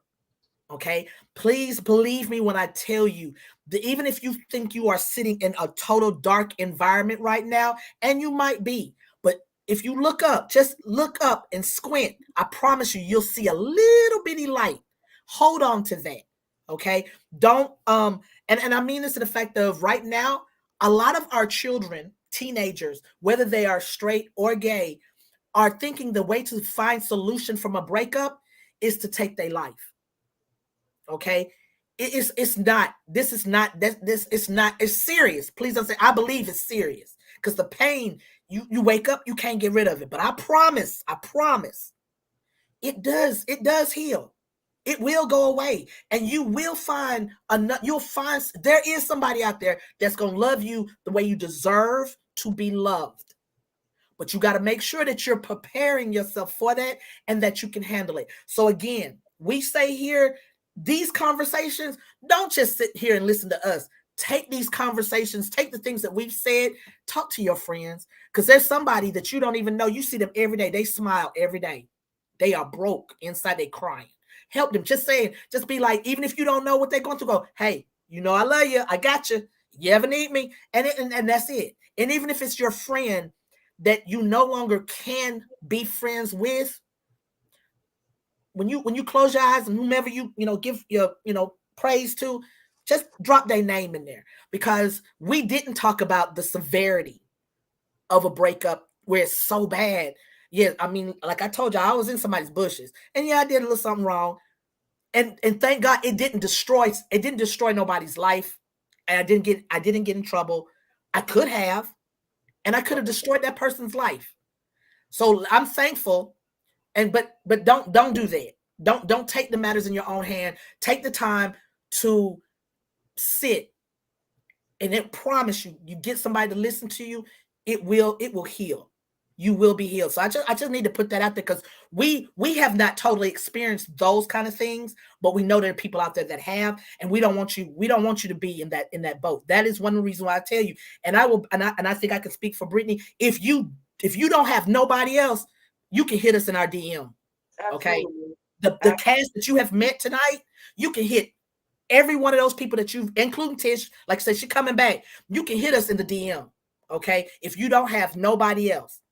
All right. Please, we don't want you to make any kind of detrimental decisions or take on or do something that is gonna end your life or ruin your life. We don't want none of that. Okay, guys. Absolutely. So that's my little take on it. Absolutely. And that's so important. Yes. And we may in the future, maybe next year in 2024, do a part 2 to this, where we can dive deeper with an actual mental health professional on those extremes. Because I do think it's important. Yes, we laugh and joke about the allegedly things and everything that we have on here, and we kept it light, but there are some really heavy issues and things that people go through when it comes to a breakup, especially if you add, that other person maybe not mentally stable. I myself have been in a situation where I could have lost my life with a breakup. So it's definitely something that we wanted to touch on. Again, if you need someone to talk to, you got the Suicide and Crisis Hotline. Type in 988 from anywhere. There are hours or 24 hours. You can at any time. If you don't want to do that, if you want to reach in my inbox, Brittany, I'm available. Cupid's available. Everybody's available. I would much rather sit up here and talk you through whatever you're going through than to see that, I see you laid up somewhere. And we're just going to be that honest with it. So thank you again so much for coming through. We definitely are looking forward to seeing everybody in December. And then having also in December, we're going to have some more information about what we got coming in 2024. So definitely be on the lookout for all of that. And thank you again. Everybody have a good night. All right, guys. Thank you.